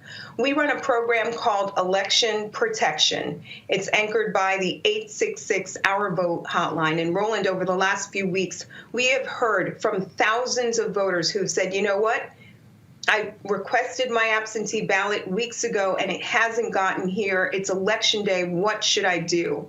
And we're getting ready for the general election where we know that there are going to be historic numbers of people who are turning out. So we're not going to stand by. We need to get the U.S. Postal Service back on track, back to the status quo. And it's going to take work for him to correct the damage that he has done. All right, then. Kristen Clark, Lawyers Committee for Civil Rights Under Law. We appreciate it. Thanks a lot. Thanks for having me. Greg Carr, these lawsuits are important. This is also why I often, when Kristen is on, I tell people why we have to support the Lawyers Committee for Civil Rights Under Law. You have other legal civil rights organizations. You have NAACP, LDF. You got Barbara Arnwine's organization. These are the folks who are using the court system the same way Thurgood Marshall did and so many others. That matters. So action in the streets, action in the suites in politics and corporate America, but you got to have the lawyers too. It all works together, Roland. We know that, and I read the brief that they submitted. I think in the prayer for relief, I think it was item 7, they asked for everything that they've done so far to be reversed. Talk about Rashida Tlaib. I saw Congresswoman Tlaib standing in front of the post office in one of the post offices in Detroit the other day, saying it's not enough for them to say they're going to stop everything. You've got to reverse it now. All these mailboxes that you've taken up, all these mail sorters that you've taken up and begun to destroy. And so you're absolutely right. This has to be a full spectrum approach. It's interesting thinking about Linda Sarsour and then seeing our sister Kristen Clark. You know, it might look like those are two different kind of sets of politics, but it's all part of the same thrust and strategy. And the last thing I'll say is interesting. Julius Hobson, who actually was vice president nominee for the People's Party in 1974, went to Tuskegee. He was the first black person from HBCU to be nominated for vice president. Benjamin Spock. Remember Spock ran for president, Dr. Spock. But, you know, Hobson is known in Washington, D.C. for being one of the main figures who said it's not enough just to vote.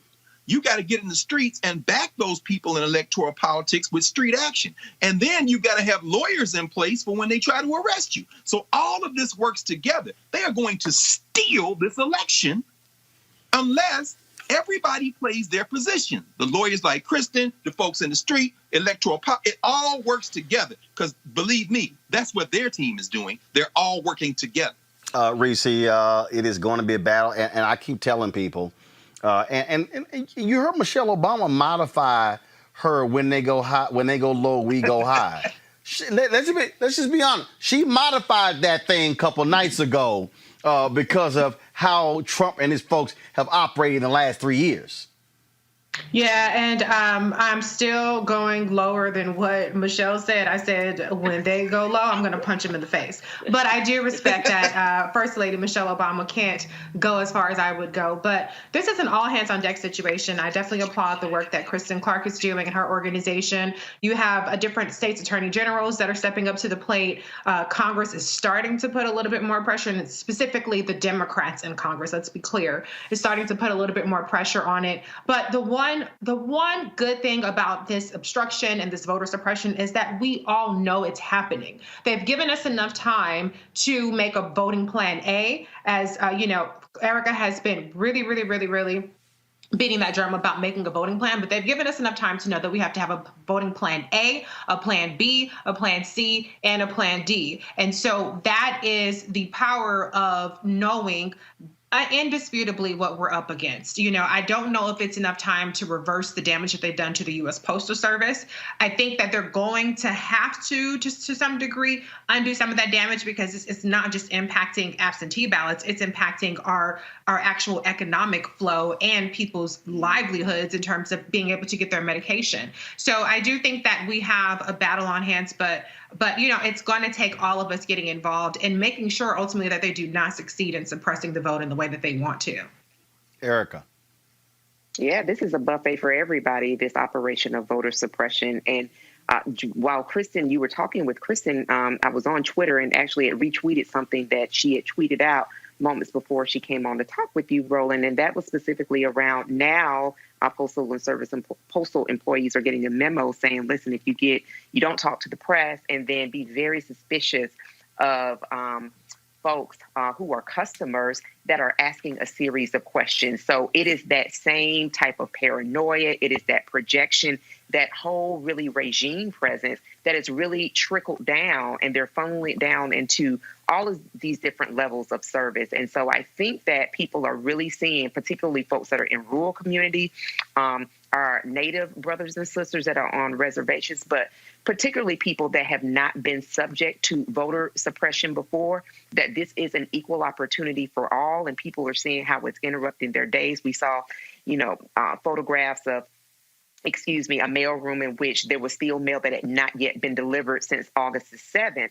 And here we are going into the third week of August. And so I love what everyone said around playing their role, but it's really about definitely keeping on the pressure, because as we all are really feeling this in, there's so many different layers to invalidating this election that this son of a Klansman will not try. But it is really the will of the people that are really going to make sure that people not only vote, but that they bring folks with them, but then that they also are able to fight back this voter suppression by showing up early and showing up with other people too. All right, folks, back to our Roland Martin Unfiltered video in just one moment. As our community comes together to support the fight against racial injustice, I want to take a second to talk about one thing we can do to ensure our voices are heard. Not tomorrow, but now. Have your voices heard in terms of what kind of future we want by taking the 2020 census today at 2020census.gov? Now, folks, let me help you out. The census is a count of everyone living in the country. It happens once every 10 years. It is mandated by the U.S. Constitution. The thing that's important is that the census informs funding, billions of dollars, how they are spent in our communities every single year. I grew up in Clinton Park in Houston, Texas, and we wanted new parks and roads and a senior citizen center. Well, the census helps inform all of that and where funding goes. It also determines how many seats your state will get in the U.S. House of Representatives. Young black men and young children of color are historically undercounted, which means a potential loss of funding for services that helps our community. Folks, we have the power to change that. We have the power to help determine where hundreds of billions in federal funding go each year for the next 10 years. Funding that can impact our community, our neighborhoods, and our families and friends. Folks, responses are 100% confidential and can't be shared with your landlord, law enforcement, or any government agency. So please, take the 2020 census today. Shape your future. Start at 2020census.gov. In America, everyone counts, and the 2020 census is how that great promise is kept. Respond today online, by phone, or by mail, and help inform hundreds of billions in funding for education, health programs, and more. Shape your future. Start at 2020census.gov. Folks, Joe Biden's campaign has disavowed Palestinian American activist Linda Sarsour after she spoke at the Democratic National Committee Muslims and Allies virtual assembly. She appeared at the online meeting of Muslims who will be campaigning for Biden for president. Biden's campaign spokesman Andrew Bates said this in a statement to CNN, that Biden and the Democratic platform condemns Sarsour's views and opposes the boycott, divestment, and sanctions movement. Sarsour has been involved in a number of controversies over her activism related to Israel. Also, of course, she's one of the co-organizers of the Women's March. She joins us right now. Linda, glad to have you back on Roland Martin Unfiltered. So this is, you were a surrogate for Senator Bernie Sanders. You were out there, you were advocating for him.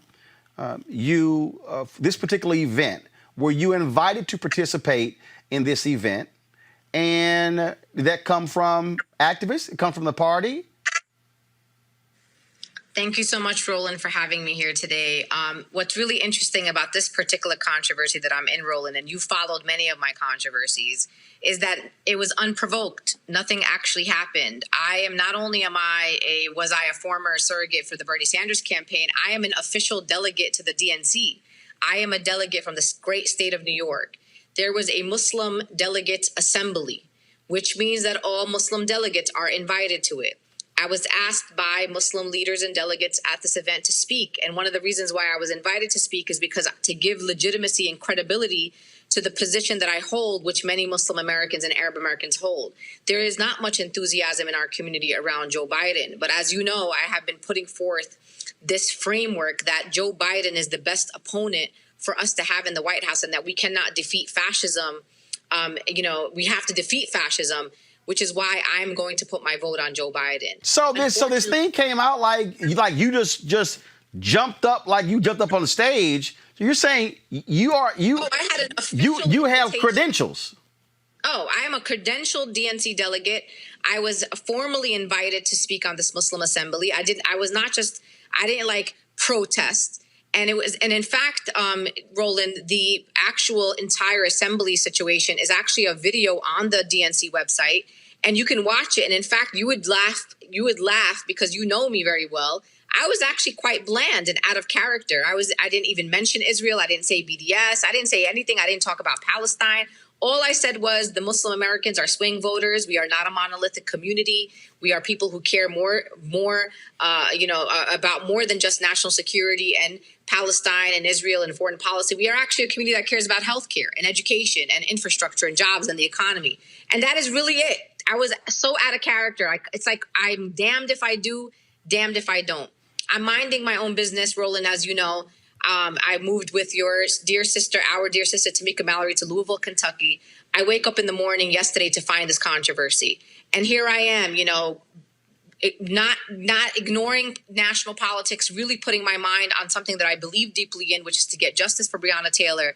And here goes the Joe Biden campaign throwing the most prominent Muslim American organizer under the bus. Not only am I the most prominent Muslim organizer in America, I'm also the leader and the co-founder of the My Muslim Vote campaign that is stationed in 6 states right now that Joe Biden needs to win in November. And I don't even know what to say.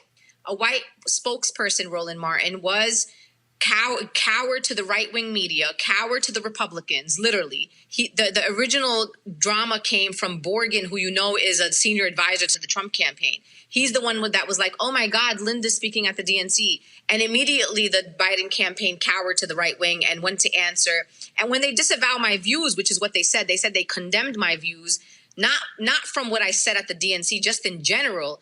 That means they condemn the views of 99.9% of the communities that I come from who hold the exact views that I have. So it has to be perplexing or difficult for you to sit here and go, okay, I'm a delegate, which means you actually got to vote on the nominee. You are active in trying to get the nominee elected. And his campaign is like, hell no, we want nothing to do with you at all. And my views, they want nothing to do with my views, which means those views are not welcomed in the Democratic Party, which by default means that my whole community is not welcomed in the Democratic Party because the views that I hold, Roland, are mainstream in the communities that I come from. When your critics call you anti-Semitic, when they say you're racist, when they say you're a bigot, when they say you hate Israel, how do you respond? My track record, Roland, is very clear. I have been working with Jewish American communities for the last 2 decades. They all have come out. Many of them have come out in solidarity each time that I've been attacked for being anti-Semitic. The bottom line is what I am is a Palestinian American. What I am is someone who challenges the narrative around the state of Israel. I am someone, Roland, who is going to be unapologetic about who I am, just as Roland is unapologetically Black.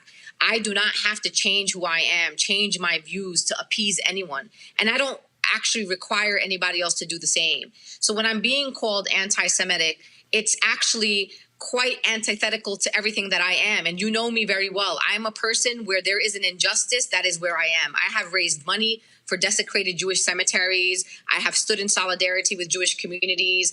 I have organized, in solidarity with Black people, with undocumented people, with LGBTQIA people. Wherever there is a fight, Roland, that is where I am. So you cannot claim something that does not match my character, does not match my work, my track record, literally my everyday. And everyone who knows me, Roland, knows exactly who I am and what I stand for. And I'm not going to cower. And the bottom line is, and you know this, I have never been an ambassador to the Democratic Party. I was never an ambassador for the Joe Biden campaign. I never worked for the Joe Biden campaign, nor do I want to work for it, nor do I want to ever have a job in the administration. I am trying to help defeat fascism. And if the Biden campaign doesn't understand why my voice is important, not only do I bring Arab American and Muslim voters to the table from states like Michigan, which we have to win in order to win this general election, I also bring progressives to the table. I bring Bernie supporters to the table. I am very well respected in the progressive movement. So if you want to throw under the bus one of the most prominent women organizers in the country, you do that, and you're going to have to lay in the bed that you made. The last thing that I'll say about this, in this segment, Roland, is that while I was watching the women's tribute, I don't know if you watched it yesterday. I did. Listen, forget Linda, put me to the side, right? Make believe that nothing ever happened to me and I'm great. Did you notice, Roland, that they were showing footage of all these women who won office, their victory speeches, these really emotional moments? Did you notice that two of the most prominent politicians in America, which are Congresswoman Rashida Tlaib and Congressman Ilhan Omar, were nowhere to be found? So you wanted to show us everyone else that made history, but you left out the two Muslim women, you left out the Palestinian women. Then you want to disavow me, and then you show footage of the Women's March on Washington, and you in fact show my photo, like I'm in the video. So how does that make sense, Roland? How do you use my labor to act as if the Women's March somehow was connected to the Democratic Party, which it was not? Never been funded by the Democratic Party or sponsored by the Democratic Party. And then you literally delete and erase two of the most prominent politicians who come from these communities, also representing Midwestern states. Rashida's from Michigan, Ilhan's from Minnesota, and you need to win both those states in order to go to the White House. And on top of that, there is not one single Muslim American on top in the entire main stage. You will not see a Muslim American in the main stage of the DNC. Why is that, Roland? Why are we a community directly targeted by Trump? The bigotry that we've experienced as Muslim Americans in the last 20 years, especially during the last 2016 campaign into now. And for some reason, this particular brand of the party and the Biden campaign have erased us like we don't exist. Okay, then I don't know how you're going to ask me for my vote if I don't exist, if my community doesn't exist. But before I go to my panel with their questions, I do have to ask you this, and that is, and a lot of people did not realize this, but in 2000, George W. Bush was very aggressive in courting Muslim voters. Grover Norquist played a huge role in organizing that. Bush raised money from Muslims. He got a significant number of their votes. You made the point that Muslim voters are swing voters. Fact of the matter is, the fastest growing segment among Muslims in America are African Americans. Absolutely. So with this whole deal here, do you believe that the Biden campaign is potentially turning off Muslim voters and now saying, okay, are we not going to examine every single one of you and what you support and who you back before? Oh, it's not maybe. It already happened. I mean, every major Arab American and Muslim American organization has sent out letters publicly and privately to the Biden campaign at this moment. There are conversations happening in the campaign. When you say to someone, if I say to you, Roland, that I condemn all of your views and you carry views that 99% of the people in your community hold, that means we're all not welcomed. And so my community right now is absolutely enraged. They are outraged right now. And what they're asking for from the Biden campaign is a retraction. They're asking for an apology, and they have to commit to a big tent party where we have the understanding that unity is not uniformity, and that the reason what makes us different than the Republican Party is we are not monolithic, and there is no way that we can have a party where we are all going to agree.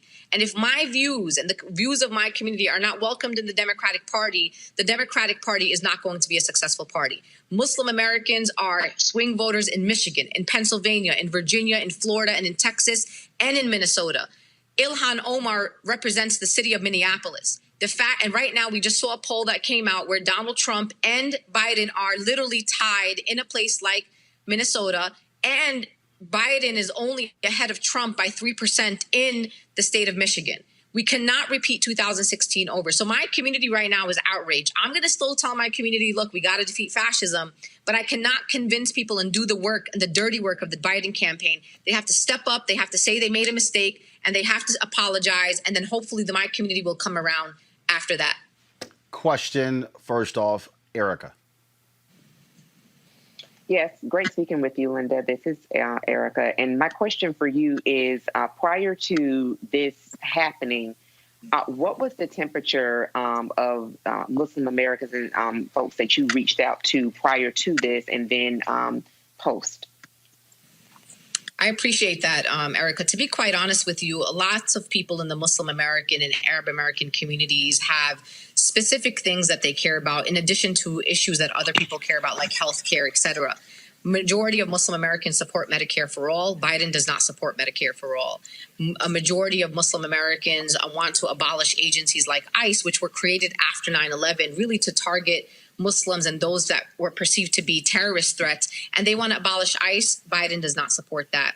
We also have seen surveys coming out of the Institute for Social Policy Understanding on issues of police reform and defunding police, et cetera, which a lot of Muslim Americans support. And also when it comes to foreign policy, the Muslim American community is a very pro-Palestinian community. They support human rights of the Palestinian people. And it's not something that, unfortunately, Biden has a track record in. So the temperature check was, okay, Linda, we don't like Biden. We don't think he represents our values. We don't think life is going to be better after, better with a Biden administration. It may not get worse, but we don't know if it's going to get better. And my framing that I have been able to bring people along, people have shared my videos. I have been on local, Muslim media, blogging, where I've said to people, but let's make a decision here. What if we say that we want Biden to be our opponent in the White House? And people literally, Erica, were going along with my argument, saying that Biden would be our opponent. We would build a movement under him. We would push him to do what better and do better. And now they're like, if we can't hold the Biden campaign accountable when he's the candidate and we can't even get some respect candidate, how are we going to get respect and hold him accountable when he's the actual president of the United States of America? And to be honest, Erica, I don't actually have an answer to those people in my community at this particular moment. Reese. Hi, Linda. I don't really have a question, but my comment is just that it sounds to me like the Biden campaign needs to work on the cultural competency in matters like this and how they approach different communities instead of a knee-jerk reaction. And so I just want to thank you for the work that you're doing and continuing to push through and outreach to your community, despite the fact that there are some ideological differences there. I appreciate that. And I think just so folks understand, Roland, is that the man who's the director of rapid response is a white man. And I don't use that necessarily in a derogatory way, but to your point about cultural competency is that, trust me when I tell you, if it was a black woman or a person of color that was there, they would not have a knee-jerk reaction that would require them to throw a Muslim American woman in hijab, who's Palestinian, who's part of the larger movements that we need to win this election, under the bus. Someone of color who had the expertise would have been more strategic, more logical. And the real thing that I wanted them to do, just to be clear, I don't need the Biden campaign to agree with our community, to agree on our issues. What I would have said if I was the director of rapid response and asked the question about Linda Sarsour participating in the DNC, my answer would have been, to be clear, Linda is a DNC delegate from the great state of New York. And while we do not agree with Linda and on these issues, the Democratic Party is a big tent, and we welcome people to have spirited debate because that is what makes democracy great. That's all. They could have said they disagreed with me. They could have said they disagreed on the issue of BDS, on the issue of Palestine, Israel, and that would have been totally fine with me. I would have been totally fine because I already know that. I am not naive to think that the Biden campaign actually agrees with me on probably 90% of the things that I believe. The fact that they thought that the knee-jerk reaction was to throw important swing voters under the bus, a marginalized community that has been quite even more marginalized in the last 20 years and more so under the Trump administration. The first executive order, Roland, you remember I was on your show about this. The first executive order put forth by the Trump administration was the Muslim ban. Right. That was the first piece of paper that he signed. So the fact that we're going to throw the entire Muslim American community and Arab American Palestinian communities by saying we condemn these views in our party. First of all, it's not true because a majority of Democrats have moved exponentially on the issue of Israel-Palestine.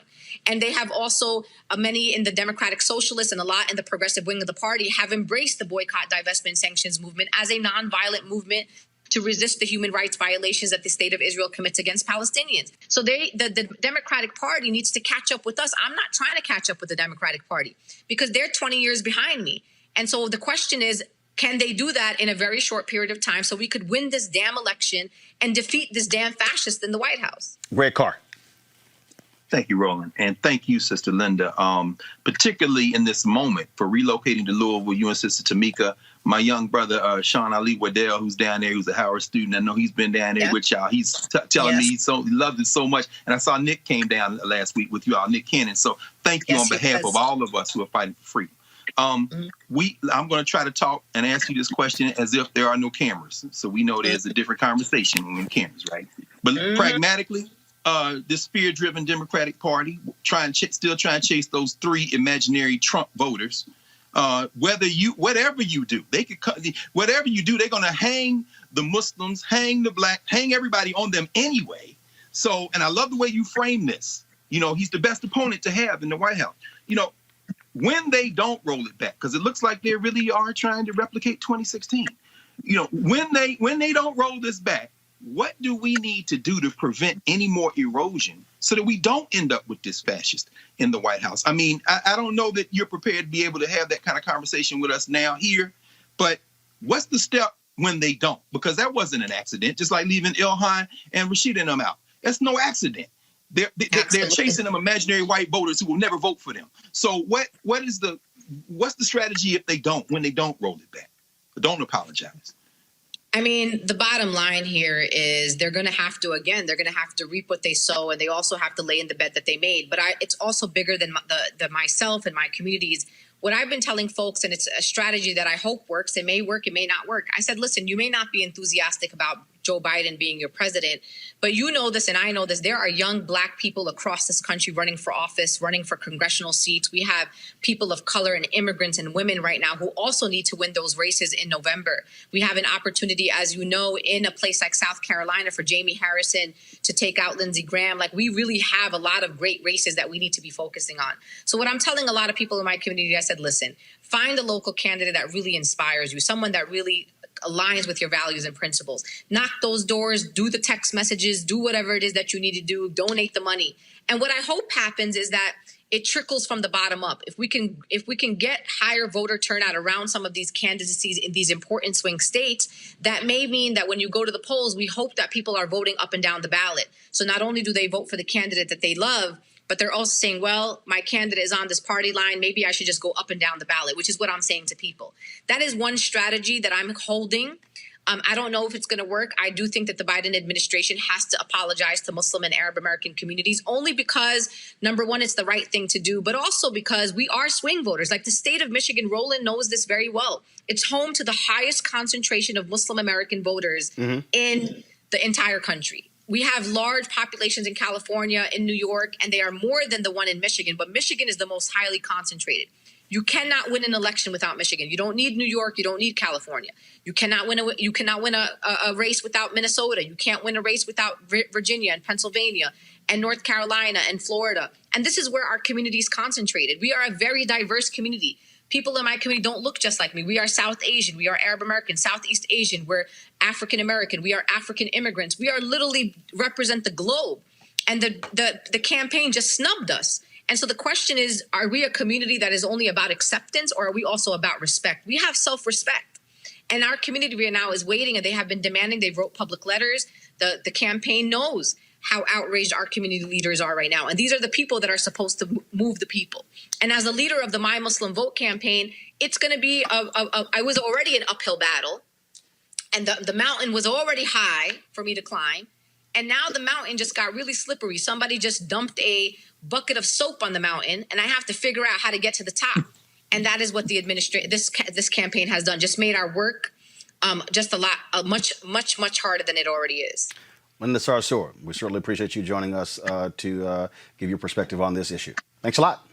Thank you so much. All right, folks, back to our Roland Mark Unfiltered video in just one moment. As our community comes together to support the fight against racial injustice, I want to take a second to talk about one thing we can do to ensure our voices are heard. Not tomorrow, but now. Have your voices heard in terms of what kind of future we want by taking the 2020 census today? at 2020census.gov. Now, folks, let me help you out. The census is a count of everyone living in the country. It happens once every 10 years. It is mandated by the U.S. Constitution. The thing that's important is that the census informs funding, billions of dollars, how they are spent in our communities every single year. I grew up in Clinton Park in Houston, Texas, and we wanted new parks and roads and a senior citizen center. Well, the census helps inform all of that and where funding goes. It also determines how many seats your state will get in the U.S. House of Representatives. Young black men and young children of color are historically undercounted, which means a potential loss of funding for services that helps our community. Folks, we have the power to change that. We have the power to help determine where hundreds of billions in federal funding go each year for the next 10 years. Funding that can impact our community, our neighborhoods, and our families and friends. Folks, responses are 100% confidential and can't be shared with your landlord, law enforcement, or any government agency. So please, take the 2020 census today. Shape your future. Start at 2020census.gov. In America, everyone counts, and the 2020 census is how that great promise is kept. Respond today online, by phone, or by mail, and help inform hundreds of billions in funding for education, health programs, and more. Shape your future. Start at 2020census.gov. So, Congresswoman Alexandria Ocasio-Cortez, she spoke last night for 60 seconds, and people acted a fool because she said this. In a time when millions of people in the United States are looking for deep, systemic solutions to our crises of mass evictions, unemployment, and lack of health care, en el espíritu del pueblo and out of a love for all people, I hereby second the nomination of Senator Bernard Sanders of Vermont for President of the United States of America. That's it, y'all. That's what she said. And the folks at NBC News put out this tweet. Oh my God, she did not talk about Joe Biden. Hours later, NBC News released this. Editor's note and clarification. Ocasio-Cortez was asked by the DNC to second Sanders' nomination. The nomination is a procedural requirement of the convention. Ocasio-Cortez has previously endorsed Biden, and her speech was similar in length to other nominating speeches. Y'all, they put that out 3.5 hours afterwards. Lauren, this shows stupidity. This is the stupidity, Lauren, of people. Like, this was a thing. People were like losing their mind. And this is also what happens. And again, I don't know who the hell was running the social media at NBC, but clearly was somebody who doesn't know what the hell happens at conventions without realizing that people who get delegates, deals are cut where they still get, for the record, to get their delegates, and they tabulate them.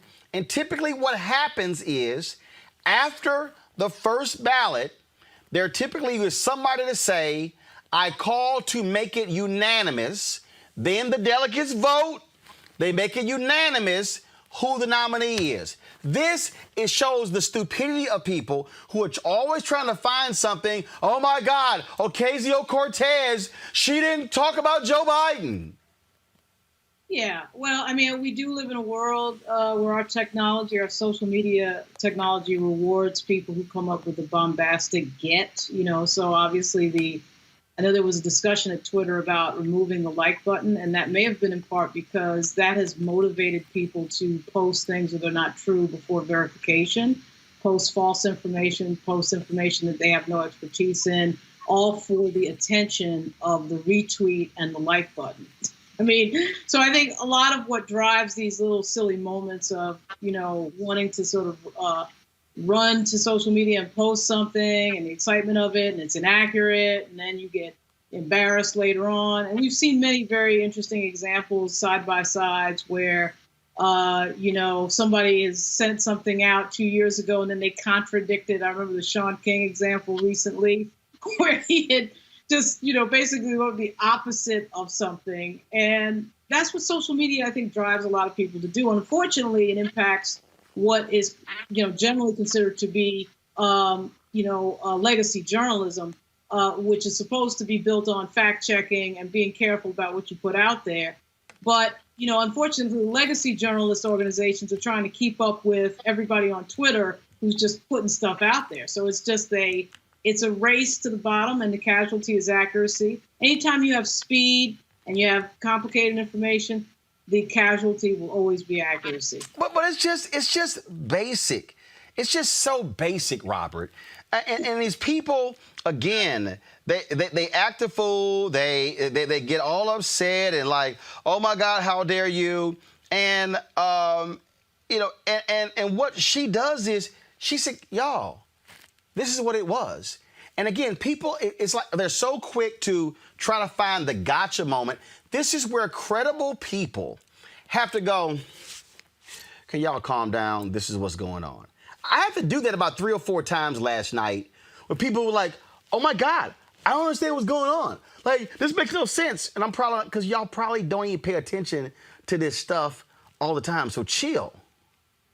Well, this is why Donald Trump won in 2016, because he was able to control the news cycle, understanding that nobody pays as much attention to the fact check as they do to the initial impression.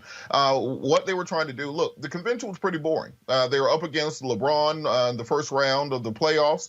So I think they were trying to spice it up by creating a reality show drama situation in an otherwise mundane convention. Who's the young, sexy, rising star that we can get some media attention from and get some clickbait to? What the song came out a few years ago, 100 likes, they'll do anything you like for 100 likes. They are trying to get that sort of attention for an otherwise mundane task that's not getting great ratings. And so they try to create a story. It's reality TV media. It's no different than Housewives or Love and Hip Hop or anything along those lines. If there's not a storyline there, you create the storyline through the media. Trump has been the master of manipulating this. He's been the master of getting free media. I think the last media cycle or last campaign, he got around $3 billion in free media because he knew that just by putting out a tweet, he could get more attention and more eyeballs on him than by doing $1 million ad buy. And the media is falling directly into it again. And I think the media has to, at some point, be held responsible for the fact that they keep giving free ad time and free advertising to the shiny candidate instead of doing some real media and real journalism to get to the truth. It's just basic, Brandon. It's just basic. It's like if you know the deal, it's basic. Yeah, it kind of reminds me of when you got to watch a baseball game with someone who doesn't watch baseball, and you got to explain all the different rules. But look, I think at the end of the day, too, people being sheltered in place, folks are paying more attention now than they have in the past. But I think to your point, when the media gets it wrong, it certainly continues to give fuel to a tyrant in the office of the presidency. And as more fuel is given to him, it certainly shines more attention on his space and away from what's most important. I would say this, though. I really wish that Congresswoman Ocasio-Cortez would have gotten a little bit more time to speak last night, because I actually believe that she represents the future of our party. Dude, and you know what? She's not worried about last night. She ain't worried about last night. She ain't worried about last night. Here's the deal. Congresswoman Ocasio-Cortez could actually go on her Instagram page, her Facebook page, and Twitter page, and have more people watching than who watched last night.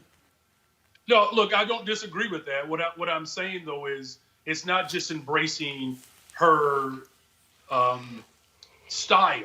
It's about a recognition that right now you have party leaders that are more interested in recruiting disgruntled Republicans, where I think we have an opportunity to grow our space, particularly within our Black base within the party, within our youth base, the progressive space in the party, and that she represents a voice and an ideology that reflects the values of today.